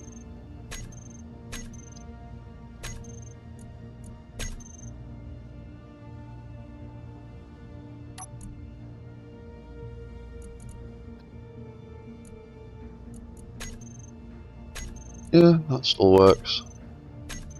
That still works.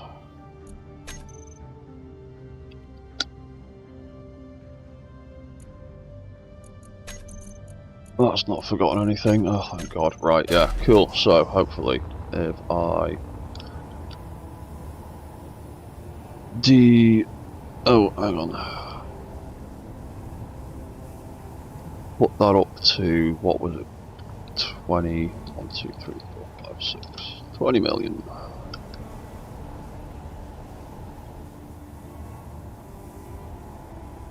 Right, so hopefully if I detach that,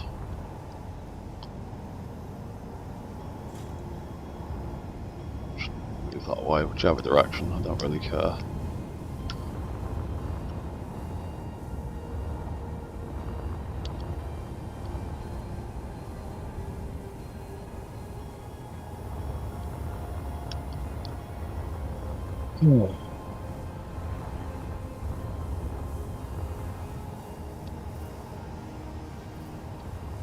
Right, so in theory, controller FL01 is still being controlled by that light.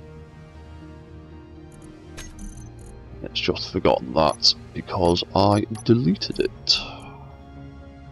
So it would be hip rotor would be getting reversed and reversed.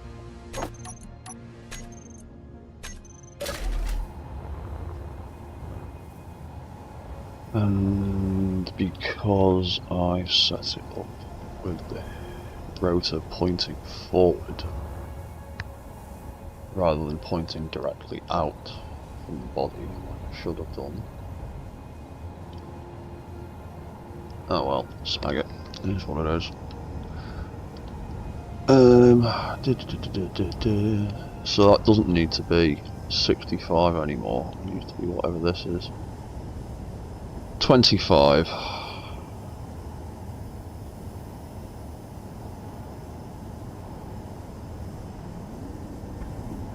Yeah, we'll go with 25 then, as the max, and 0 as the minimum, and what velocity were they moving?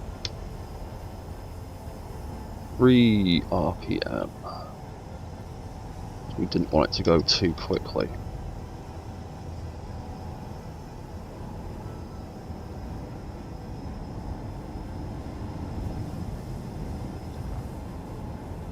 Yeah, I also think some of the clanging, scrubbing, might be coming from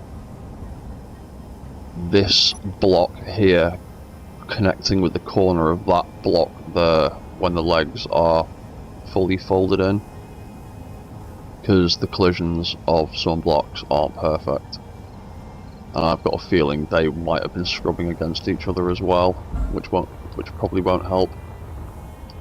Whereas now there's like a block clearance. The only thing that could possibly scrub is that bit against that, and I've not really had issues with that in the past.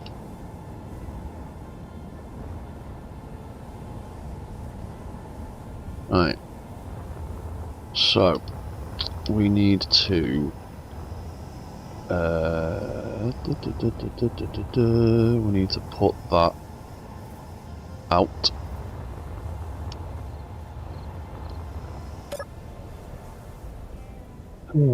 So if we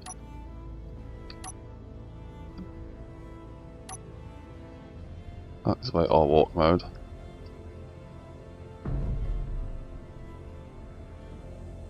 there you go. There you go, some precision mech surgery. The only thing that I needed to do was replace one command in one event controller.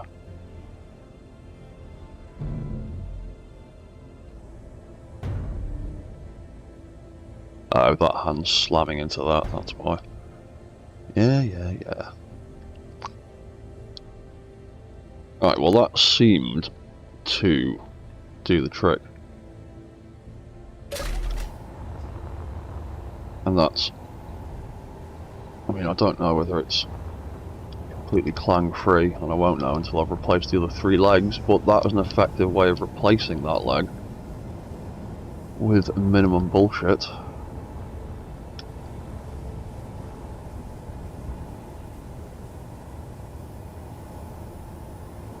That hinge is out as far as it can go.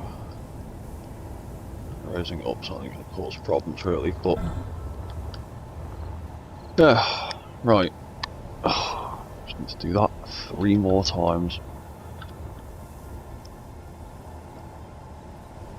But at least it worked. That's the important thing, it actually worked. Right, copy settings from you.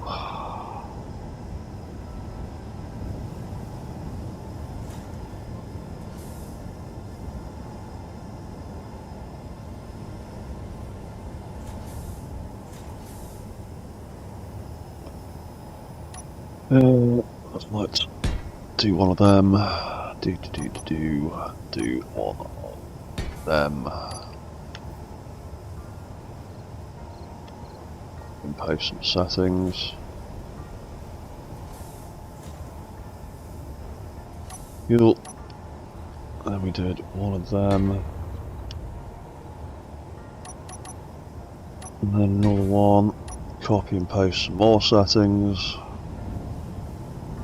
So it worked on that side, it'll work on this side because it's all symmetrical. And then how big was that? 1, 2, 3, 4, 5, 6. You know what? What am I doing? Just take the whole grid. And just chop the thin head off the end. Rotor heads are weighted really strangely.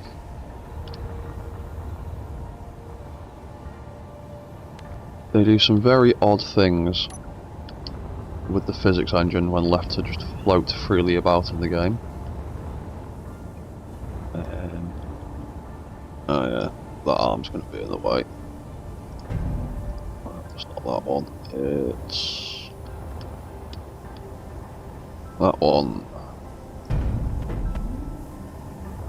Q.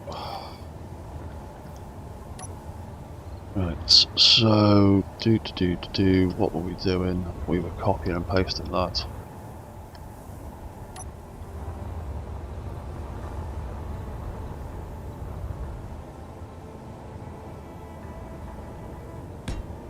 Right, go there. That can be reversed, and that should sit about in the right place. Groovy.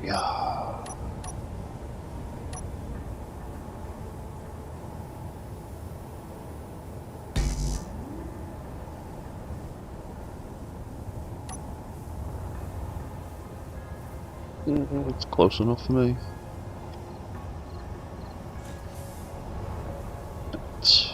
That can get attached.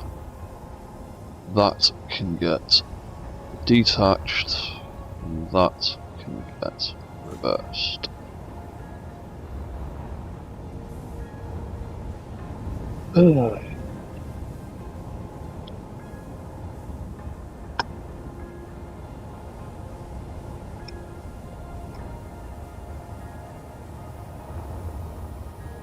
I would just chop it all off and copy and paste it if it was quicker, but don't want to lose all that programming.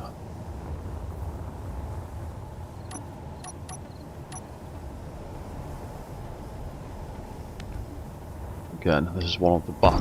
Oh, you tit! I just had mirror mode on. Right, nope. I'm not redoing that the hard way. Nope. Reload. Mirror mode. If I had quit for every time I've chopped something off by mistake because I had mirror mode on. God damn it.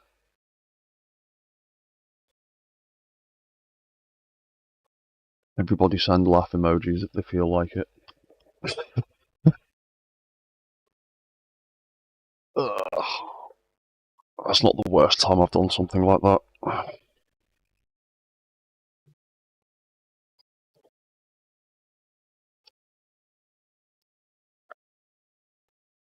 Worst time I did something like that, I've literally cut an entire mech in half down the middle. And it's split in half like an anime. Like something had sliced it in two with a big sword. Right. That's okay, we've gotten that far. Right, there we go. Yeah, I do stuff like that all the time, mate, because I forget to turn mirror mode off. Yeah, right, let's turn that on. There we go, bit more room. This is another benefit of doing the stupid light system that I've made for all these arm joints, is you can move things real easily. And because they're all programmed to reset all the lights and do very specific things with all the different functions, you can pretty much move shit wherever you want, and the walk mode and flight mode and whatever modes you use will just reset everything back to where it should be. So I can kind of just do stuff like that and then forget about it. Right, let's do this again without chopping shit off. Yeah, that's why I got confused. Yeah. Mirror mode, go away. You're great sometimes,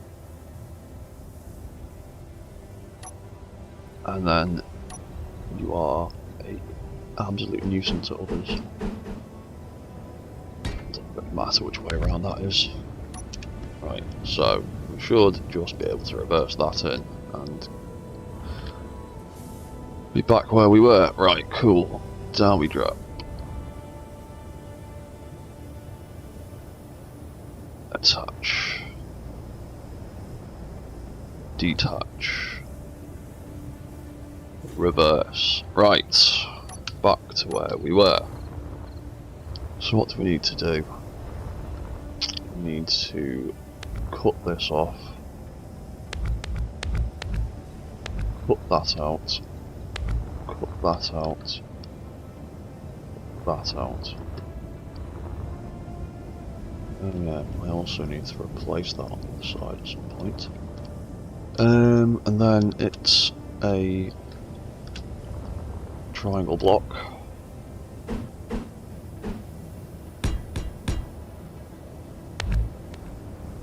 That also needs to come off. And then it was... oh yeah. And then we were gonna take that out. Where is it? There it is.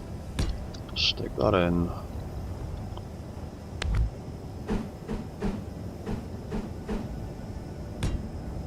Stick that in, and then use a couple of these weird new wedge shapes, which I really like. I wish Keen would do more of these weird shapes, because there's lots of gaps I regularly encounter and I still don't have a decent solution for. Right, and then it's just hang on, yeah. And it's that, and then it's that, and it's more of the new weird shapes. That side, 1, 2, 3, and that side.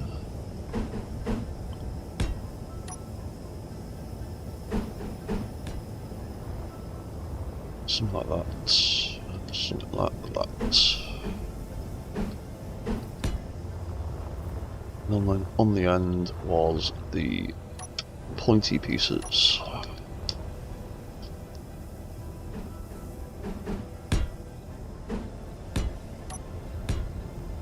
One, right, there we go, something like that, wasn't it? Yes. Because we fucked up the first rotor and I can't be arsed correcting it, we now need to make all of these point outward like that.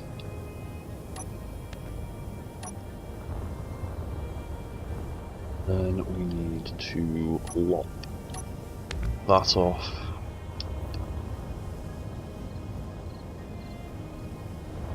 That was simple enough.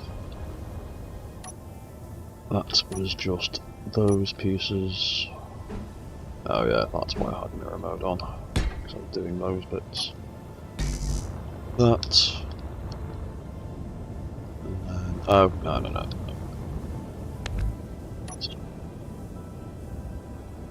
That one first, then that. Yeah.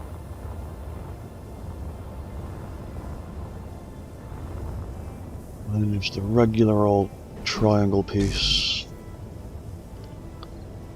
And then a couple of them.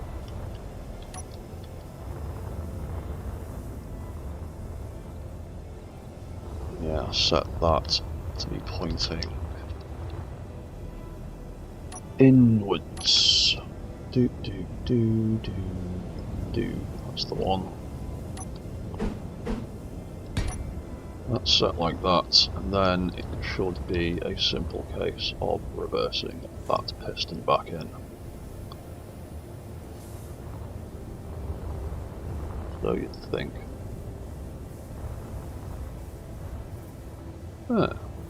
Oh! Tit. Forgot to chop bits off, didn't I? Yeah, I forgot to chop bits off. Got that. That all needs to come out and get replaced with that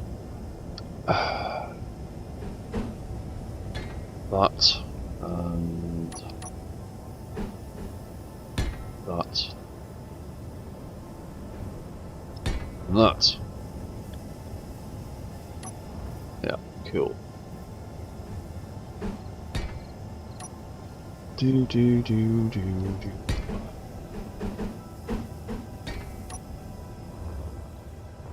Groovy. Right, so attach we'll call this one minus 25.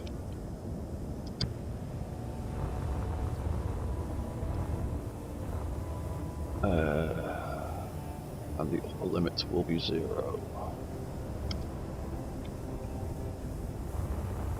1. Then we can detach that. Move it on out, up and out the way. Move it all the way out the way over there.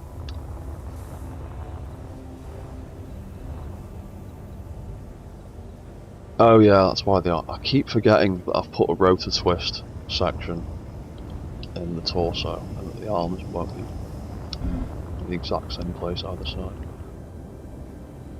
Right, cool. So, do I need to, before I do anything else, name the fucking rotor?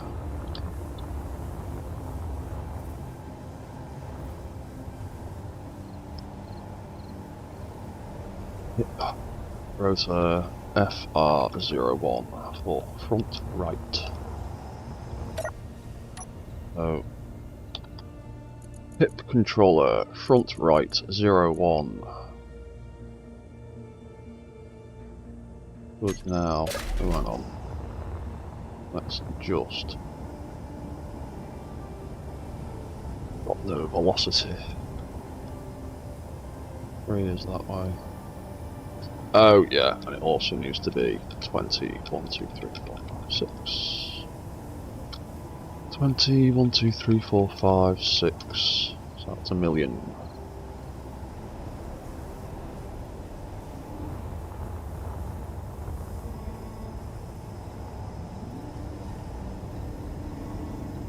I'm not seeing any scraping anywhere. I think that'll be alright.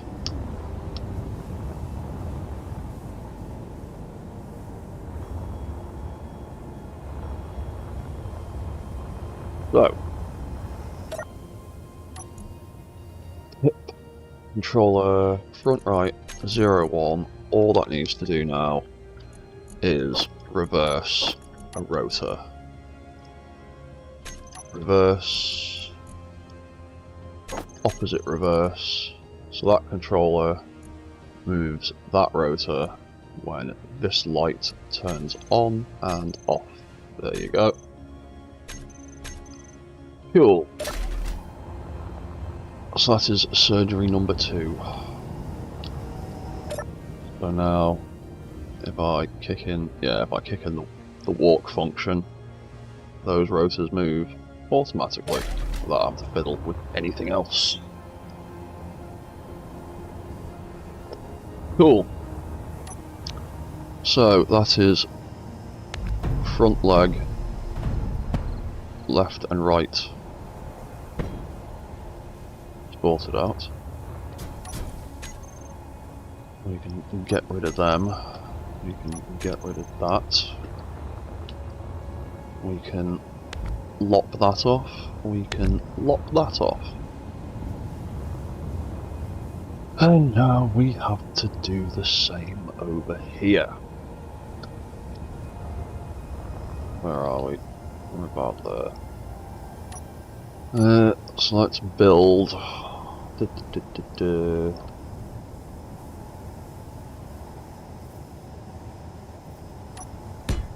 a pair of them. Do the same thing as we did before. Got a rotor, an up piston, a left and right piston, and a backward piston.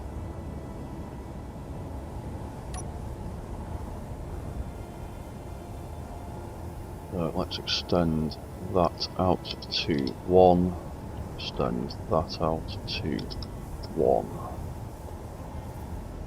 Air inertia, reverse, air inertia, 1, reverse.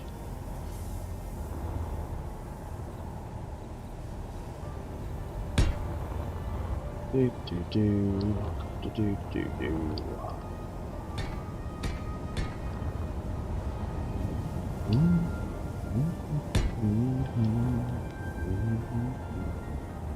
Right, something like that, and then we can pop a rotor onto the small rotor head onto the. We need to go back a little bit more.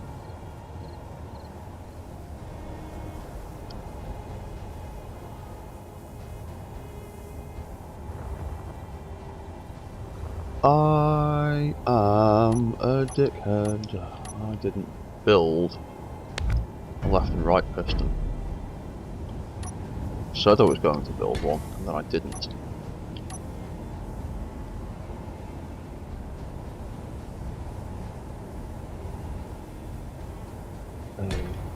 Let's give it a half a metre.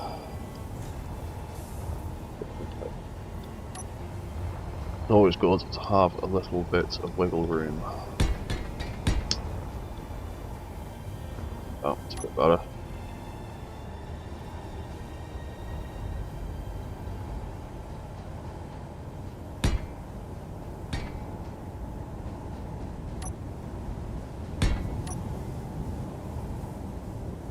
Right, reverse.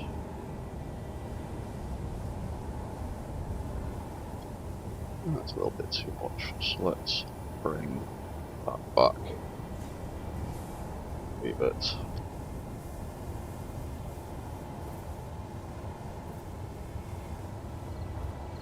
And then let's extend that out a little bit.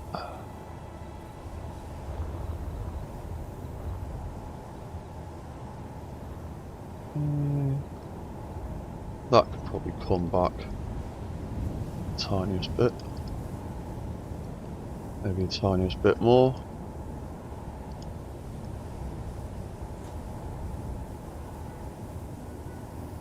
Yeah, that'll do. And we'll drop that in a little bit more.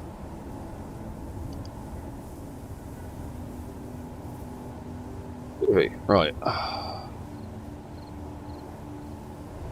Attached. Right, I will come back to I will come back to this briefly in a second. I just need to have a quick break. Back in like 30.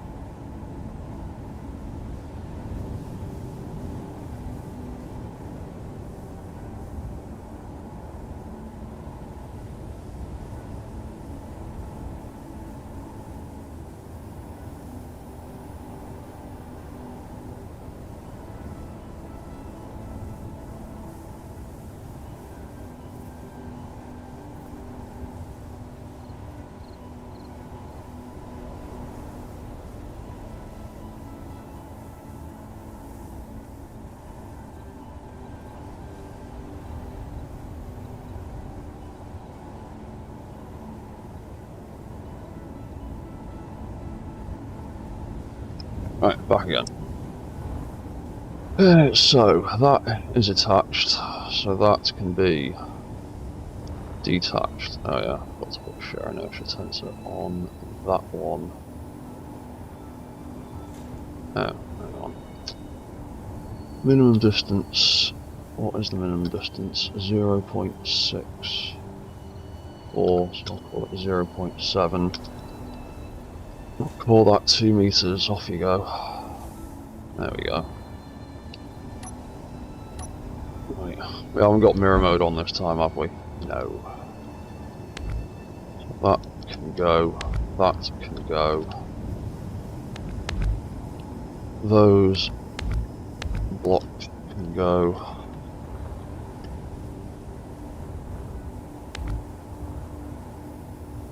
Those.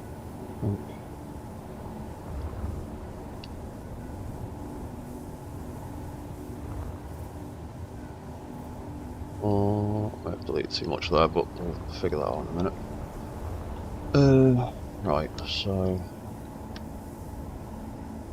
that hole sections coming out of there.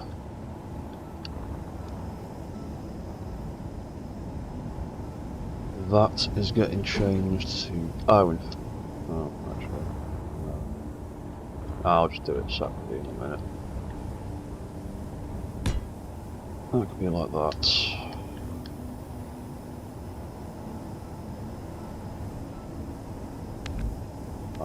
That can get changed.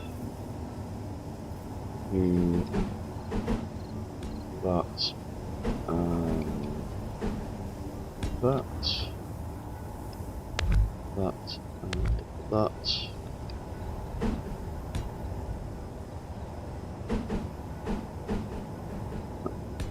Right, that's that. Then we've got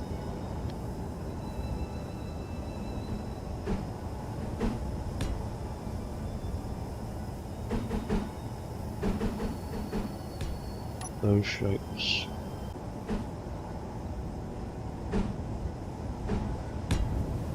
One, two, three, that's that block.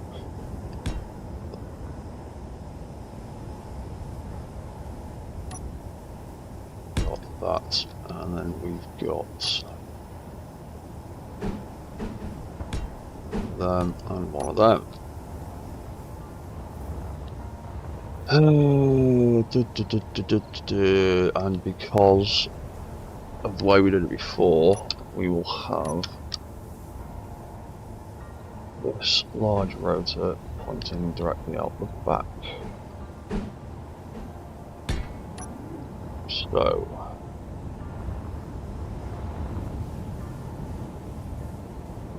then at the bottom of this is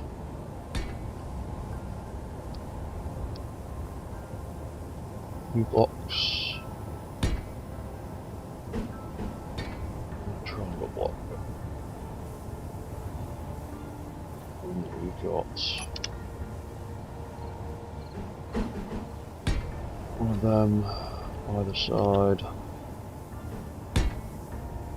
and then the beginning of a pointy block.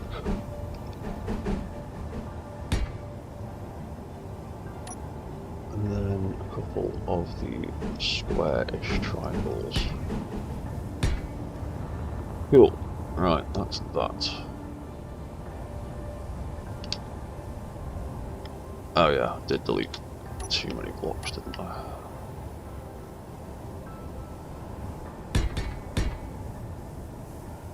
Let's do that. That. That. 1, 2, 3. That.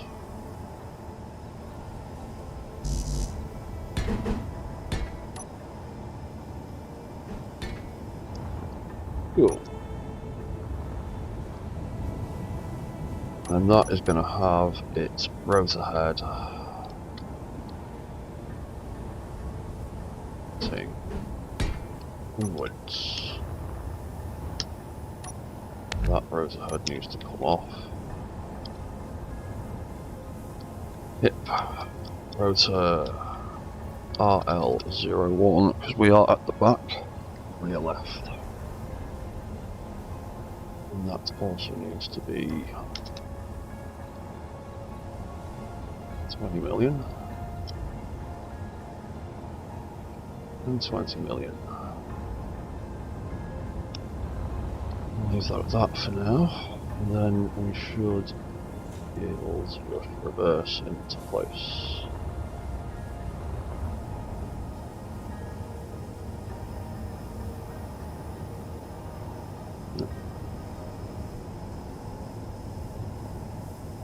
Oh yeah.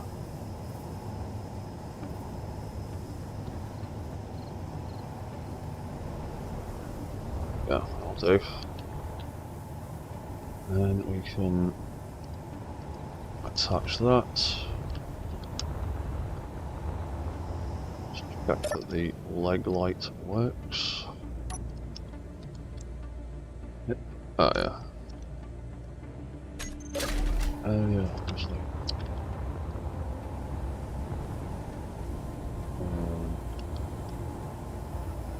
need to be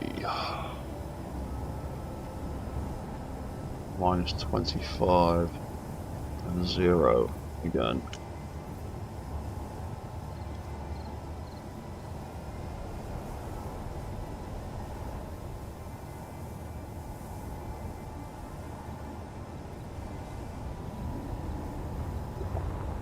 That's attached. Oh, sweet. I reckon it works.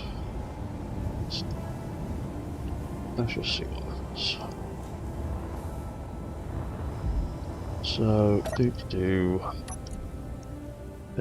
controller RL01, it's got a light.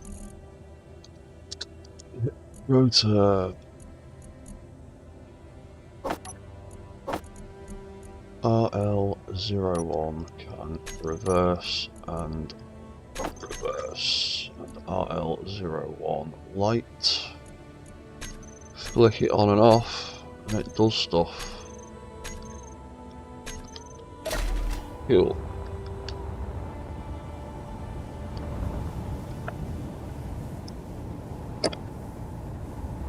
Right, let's do that one more time.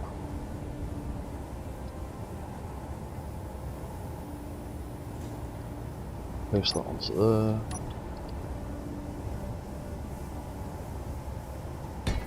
Click that on there. Click that on there. Copy all the settings.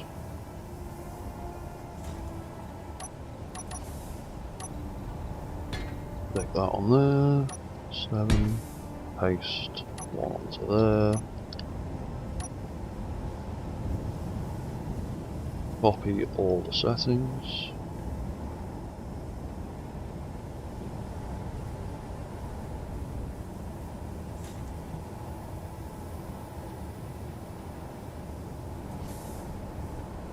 There we go. And what was this? 9 blocks long.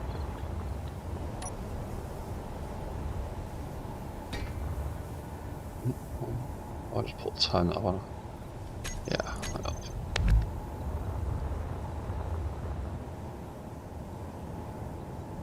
Four, and then another 2 down.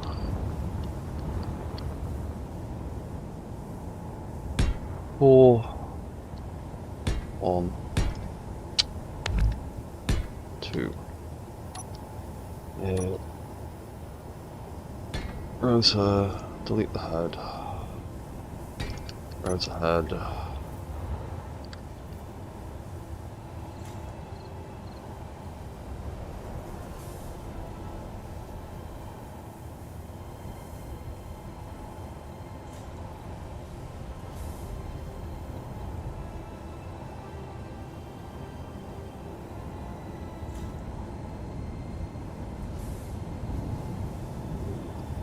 Out a fair bit. A little bit more maybe.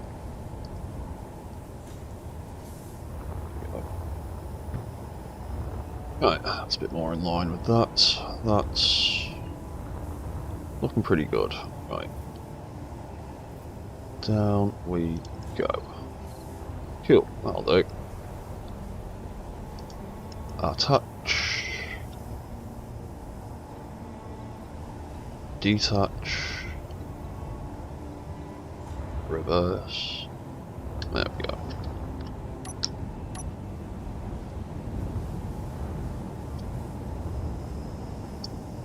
So, off we chop. Off we chop.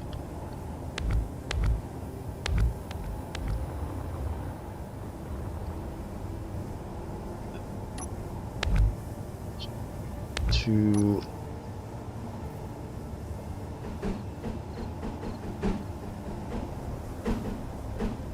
there and there.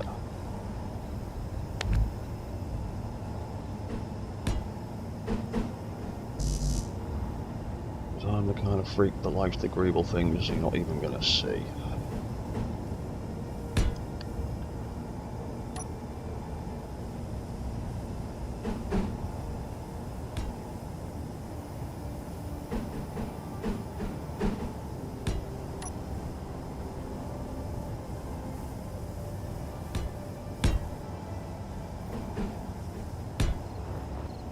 Bum, bum, bum. One of them. One of them. That's the other side. That's that one. 1, 2, 3. That's that. We just had one of them, and then a pair of them. And then here we need to place one of them, one of them, and then the weird ended triangle.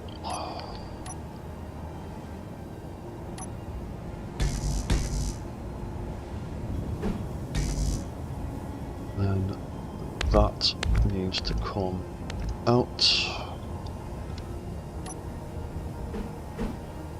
That needs to be that. That needs to be that.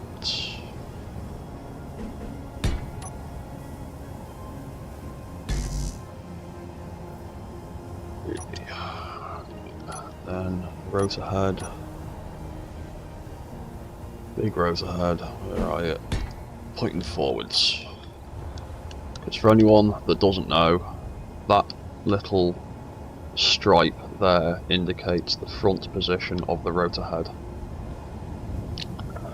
And if you've ever attached the rotor head backwards on something and then it's clanged and exploded and you don't know why, it's possibly that. Did I like the Scarlett Johansson Ghost in the Shell movie? You do not want to ask me that question. That film is one of the most offensive adaptations of anything I've ever seen in my life. I am one of the biggest Ghost in the Shell fanatics I know of. And a lot of people recommended that film to me when it came out, and I did not like it in the slightest, mostly because it completely butchers just about everything that has anything to do with that series. No, I agree with you there, Deathlock. I agree with you there completely and utterly. They did a fantastic job of recreating very specific and very iconic scenes from the anime films and from the series. The problem was, those scenes were completely out of context because the storyline had been so utterly butchered. My biggest problem with the Ghost in the Shell live-action movie is they took the main plot of the first film, the main plot of the first season of Standalone Complex, the main plot of the second season of Standalone Complex, the main plot of Solid State Society, and the main plot of Ghost in the Shell Innocence, and tried to combine all 5 stories into one.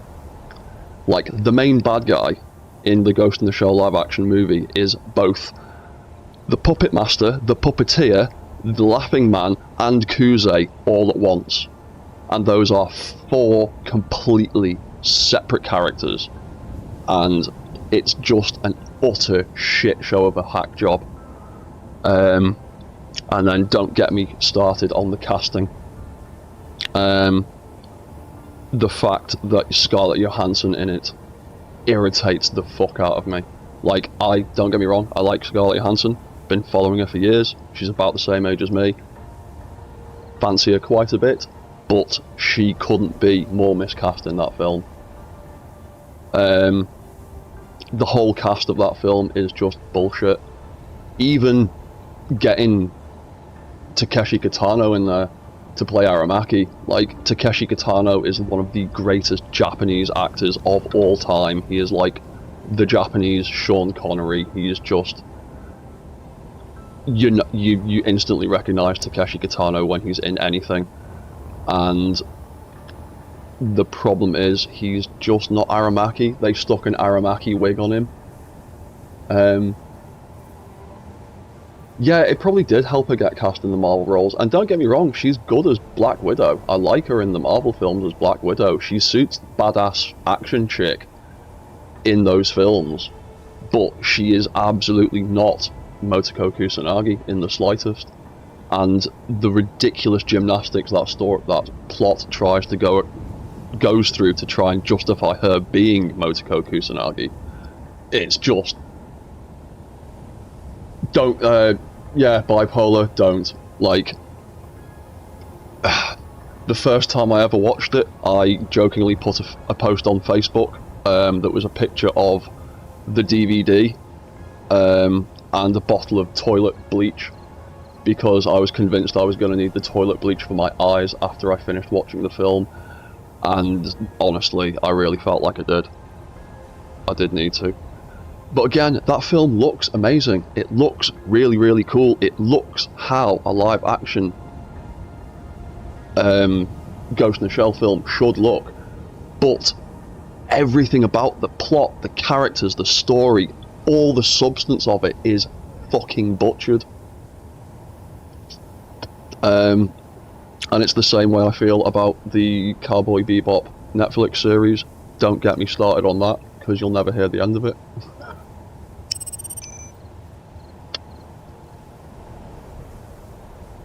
Yeah, the live action Ghost in the Shell, it's like I said, they try to do too much with it. They try to cram every major storyline into that one film, and it just doesn't make any sense in any part. And then all of the mess that's created, they've tried to fix by making up a load of other bullshit about Motoko's origins and all that, and it's just a fucking mess from start to finish. And yeah, I distinctly remember close friends of mine saying, "Oh, you'll love it, go and see the new Ghost in the Shell film, it's awesome." And then I did, and I wanted to hurt my friends afterwards. I wanted to phone them up immediately afterwards and tell them how wrong they are and how much they have misjudged me as a person if they think I would have liked that. But it's probably because I hold Ghost in the Shell in really, really high regard.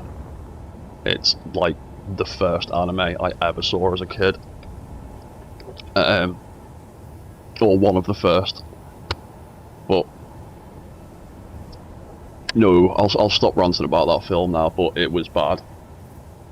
Yeah, same here.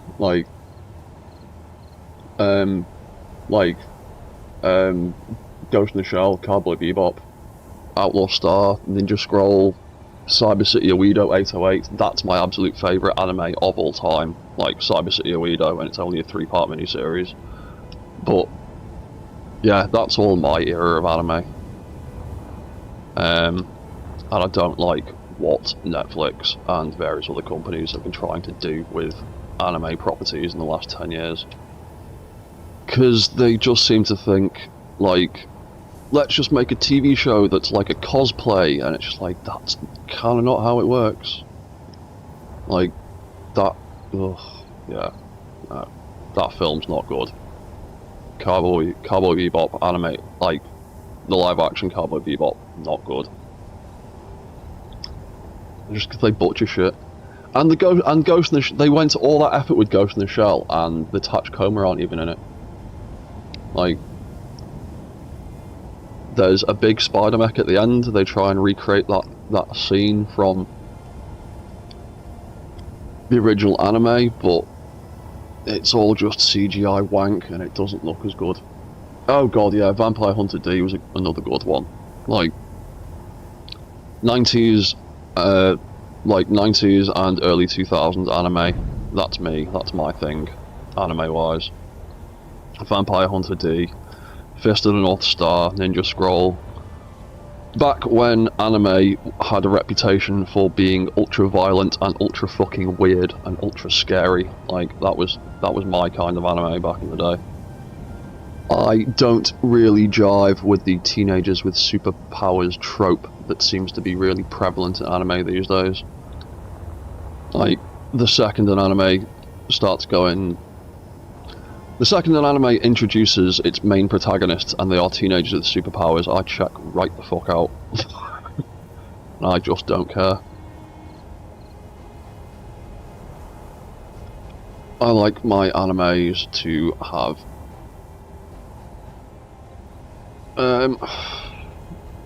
basically any other storyline than teenagers with superpowers. That trope, I don't know why it's so popular. I don't get it.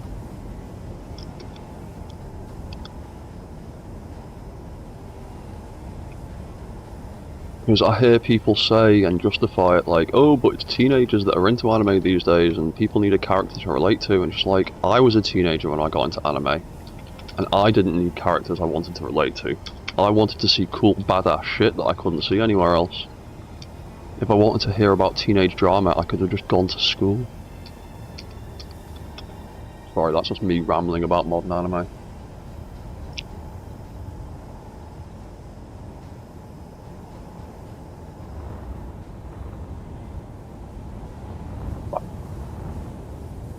Right, so that is effectively those legs replaced now. So that's put that 3. That moves out there.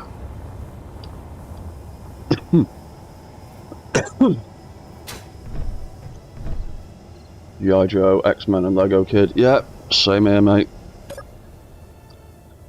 80s baby, 90s kid.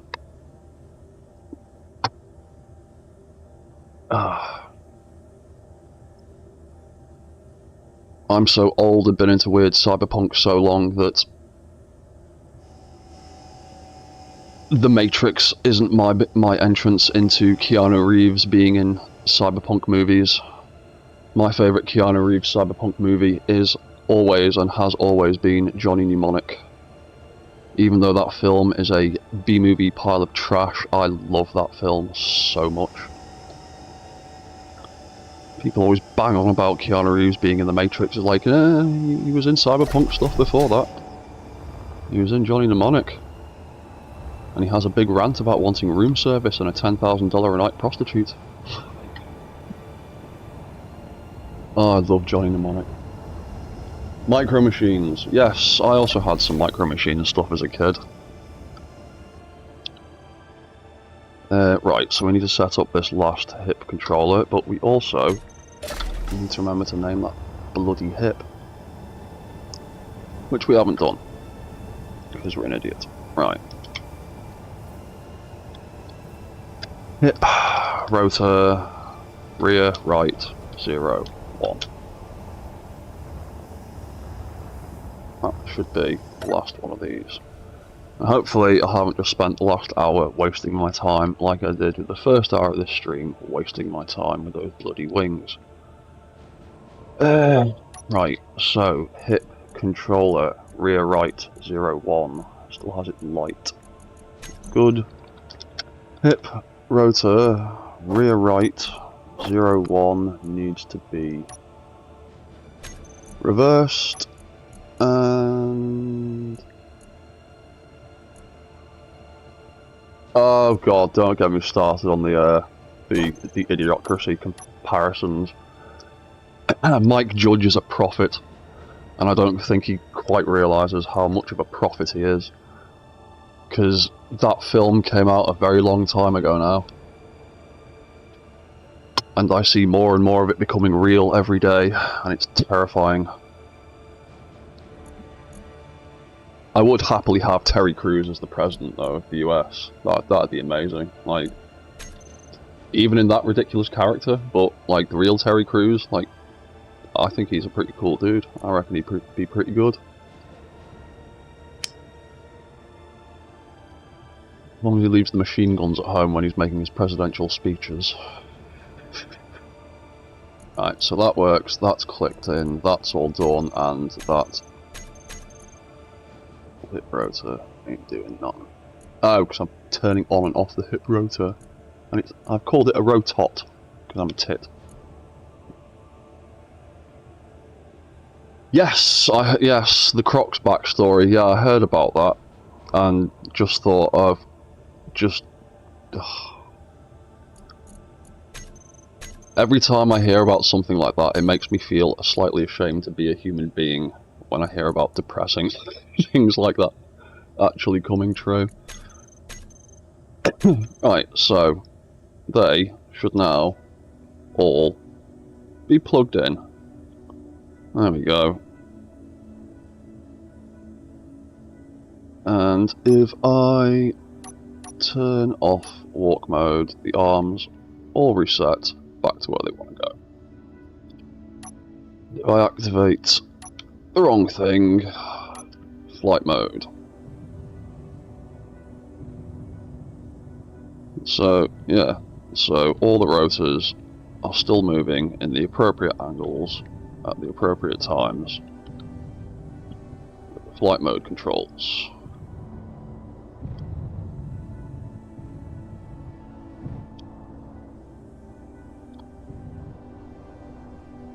Alright, cool. Then, in theory, that is good to chop down. Oh, let's turn off flight mode though.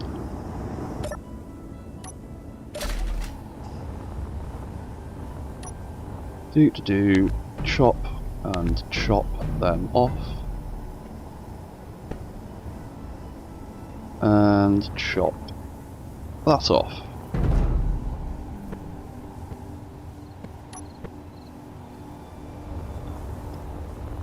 Of course you got stuck under there, why wouldn't you? Right. What is this like when we walk?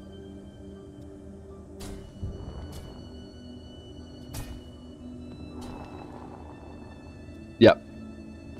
Yep. That's what I thought. You hear that? Or can you not hear that? That's the sound of it with the rotors. Where's the other one? There it is. Walk mode. And that's the sound of it with the hinges. Every other step, there's a hinge freaking out and going clang. Sometimes it's fine, but sometimes it's not. Sometimes it sparks horribly, depending on how the game is feeling.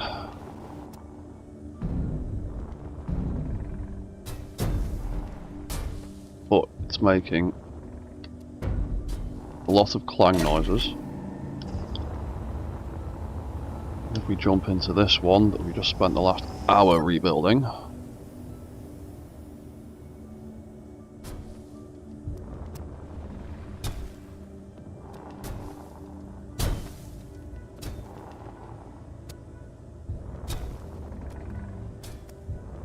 Yep. No clanging sounds. Oh, there's a little one there. That might be me stressing out some of the other hinges, but yeah, that is considerably less clangy than the other one.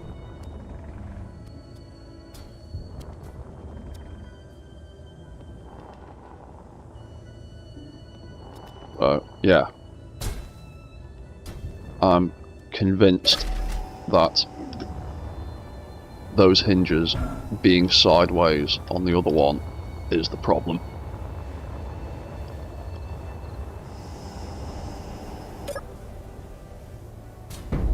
Yeah, because literally the second it starts doing anything.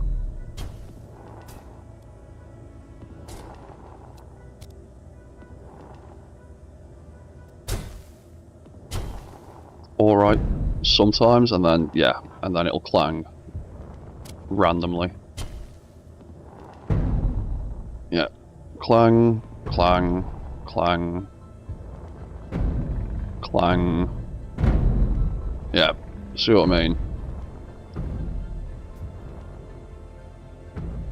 Making all sorts of thuds. And I think it's a combination of... Oh, I'll turn the lights back on. I think it's pretty sure it's a combination of the hinges being on the side, so all of that vertical force from the leg, from all the weight of the mech sitting on it, is making it do horrible things. And I'm also pretty sure that these blocks here are scrubbing a little bit and touching and causing all of that clanging. I think it's a combination of the two that is just stressing that out too much. Because now we've got this design, we are basically clear by almost half a block on all sides. We're a little bit close there, but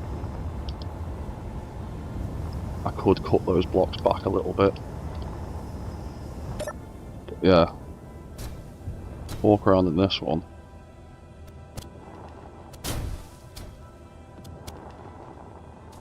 There's all the clicking of the wheels hitting the floor, but that's about it.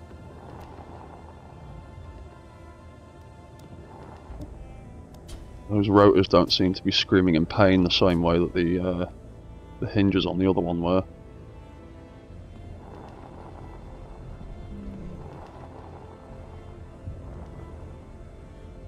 You're like leaning to that side. Why are you leaning to that side? All your weight's on the other side.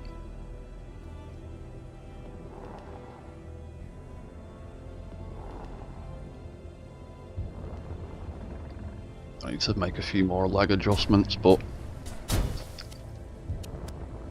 yeah, it's not making horrible noises nearly as badly. Turn walk mode off, turn flight mode on.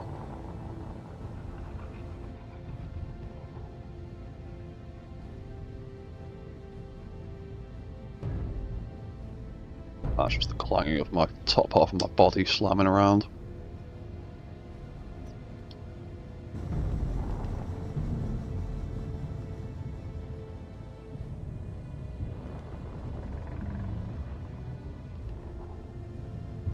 Yeah, that works pretty well. That works much better than it did before.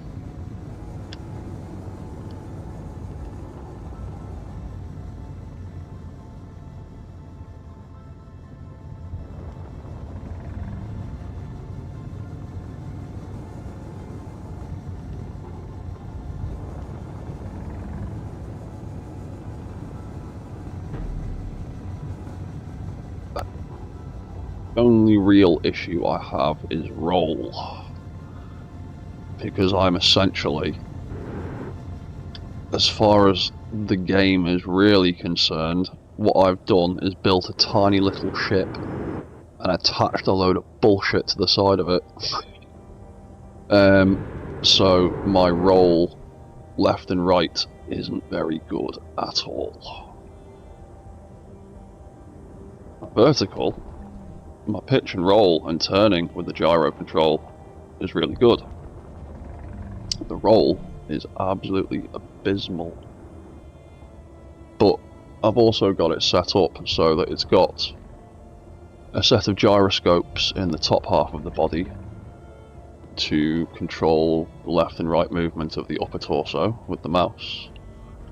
But it's also got, you can just see some gyroscopes poking through there on rotors that use basically the same idea as the gyro assist rotors do in the advanced walker script, and they allow the bottom half of the mech to turn. If you combine the two, you can whip around real quickly.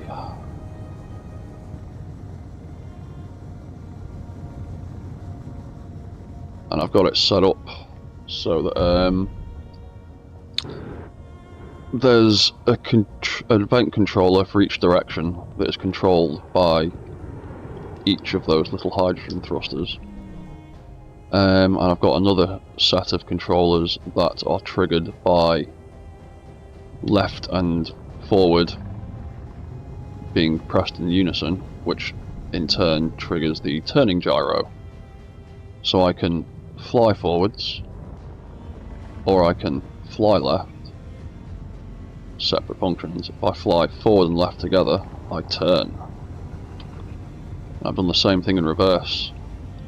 I can fly in reverse by itself, I can fly left by itself, or if I fly reverse and left, I turn left.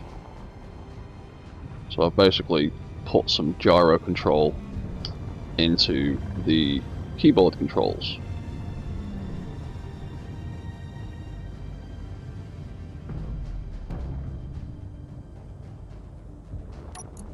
There's quite a few flight controllers, as you can see. Down, forward, turn left, turn right, left and right for strafing left and right, reverse, right, up and down. And then there's all sorts of other nonsense that goes in there as well. But it works pretty well. And it has to have a hybrid thruster system for all of this stuff to work properly. If it was just using Atmos and all of those flight controllers were being triggered by the atmospheric thrusters, the arms and legs would be flailing everywhere as the thrusters flick on and off. I've tried doing it that way and it just ends up being a bit janky, so you kind of end up needing to use a hybrid system to do this. And it has to be either Atmo and hydrogen, or ion and hydrogen. It doesn't quite work the same if you mix ion and Atmo, because as far as the game seems to be concerned, they are both electric powered thrusters and their thrust override controls and inertial dampening controls are all exactly the same.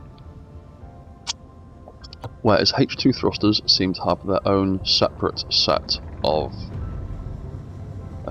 inertial dampening and thrust override controls that don't affect atmospheric thrusters or ion thrusters.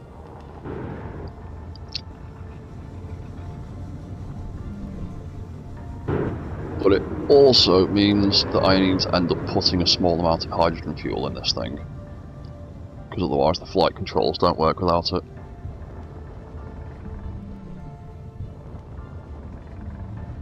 But it works pretty well. There's still a little bit of dusting off some of the thrusters, but I would need to completely replace them to completely rebuild them to sort all of that out.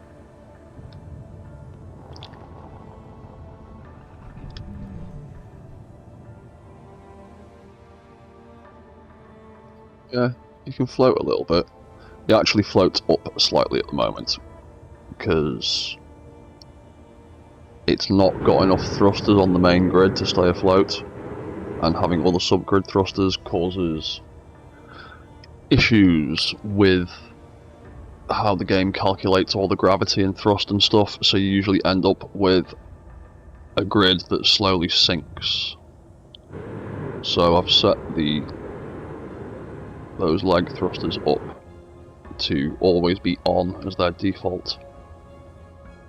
So it means it can stay afloat.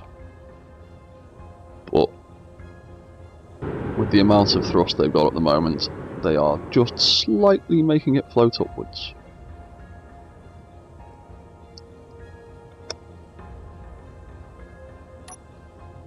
If I turn flight mode off mid-air, we just plummet like a stone.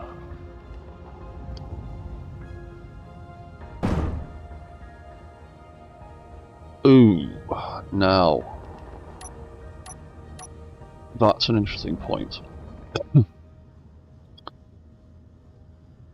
If I ran out of fuel mid-air,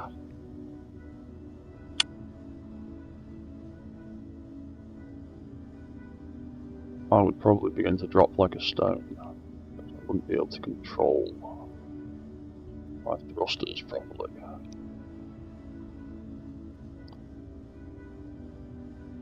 But I don't think I've got enough room or enough weight for the stupid idea I'm thinking of.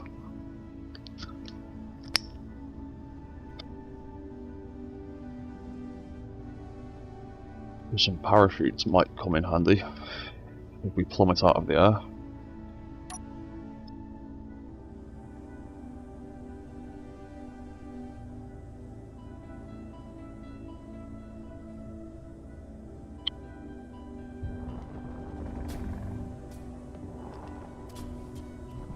Might need to add a few more override gyros, because why am I always tipping to the left? All the weight is on the right.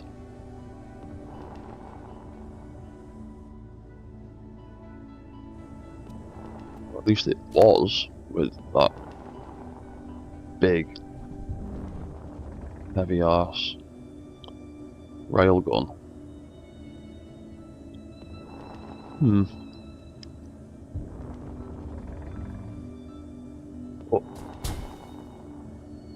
At least the walking isn't clanging like it was before. It was really upsetting me that it was clanging so much.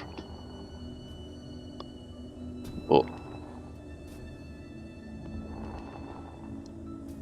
I might need to add a few more override gyros, because he's still quite wobbly. But we've already got 54 of them. Because he is still very top heavy.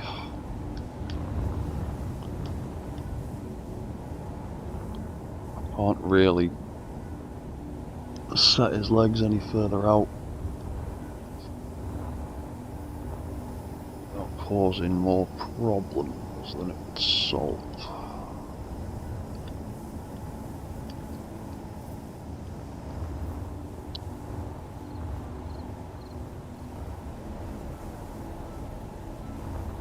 Anyway, I'm probably going to pack this stream in a minute, because it's been about 3 hours and I'm hungry and I need a fresh cup of tea. But I've got nothing else to do today, the next few hours, other than going around to my friend's house and feeding his cat while he's on holiday. So I might do another stream in a bit and carry on doing some work on this thing, because there's more stuff I want to do with it.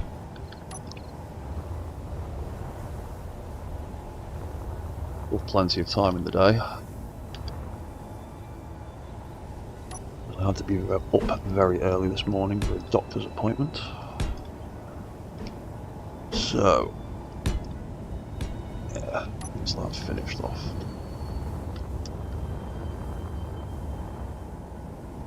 Right, well, that 3-hour stream wasn't a complete utter waste of time. The wings idea was a little bit much, I think. So, we can probably save that idea for a different design.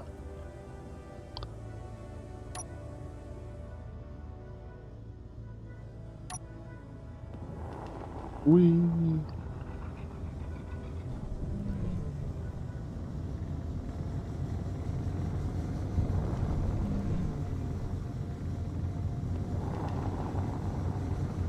And he does work surprisingly well, considering he weighs 350 tons according to the little icon in my corner, at the corner of my screen. It's apparently 350 tons worth of mech, but let's turn on the weapons. Yeah.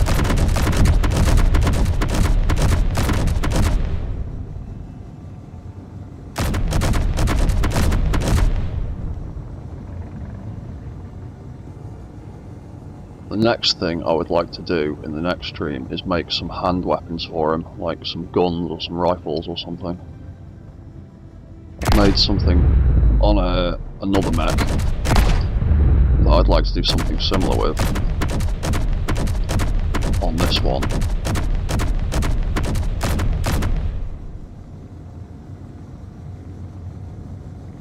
Oh, you've run out of ammo, haven't you? You've probably still got railgun ammo, but you've rinsed through that autocannon ammo.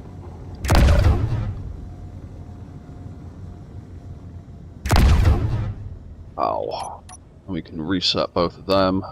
They fold back into place.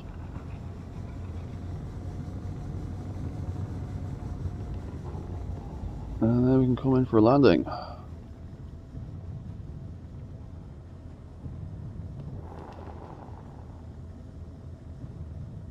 Roll situation is really annoying.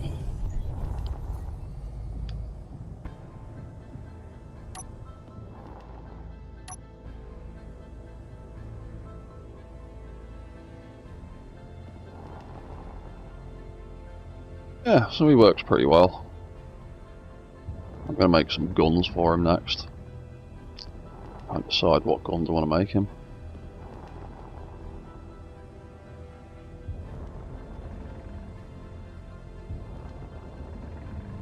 Yeah, I think that leaning... Why is he leaning to the left constantly? Pretty sure your centre of mass is still leaning to... It's still... Yeah, your centre of mass is still slightly to the right because of the weight of that gun. Oh, I don't know. Maybe I've fucked up a setting somewhere, but... For now, I'm going to leave this stream here.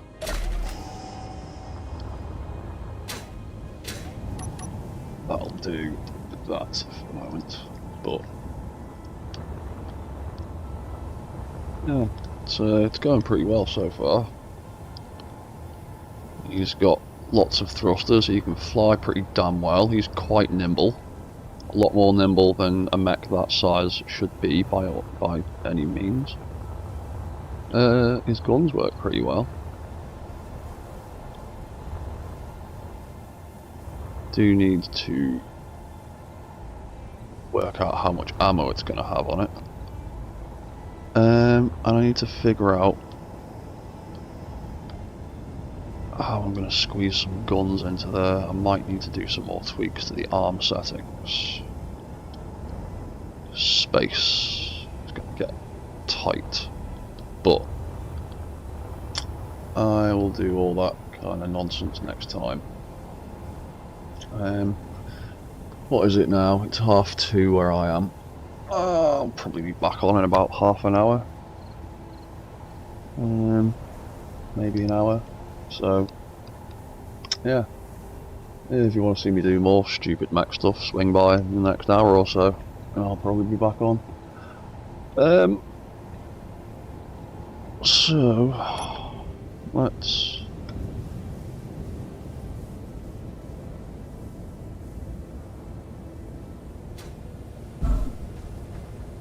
He's quite big, isn't he? Right, so I'll leave that there. Cheers, guys, for dropping in and having a chat with us. It's always good having someone to actually speak to. It was good chatting about 90s anime and terrible, terrible, terrible adaptations of 90s anime. And yeah, I'll see you guys soon. And goodbye for now. Cheers, guys.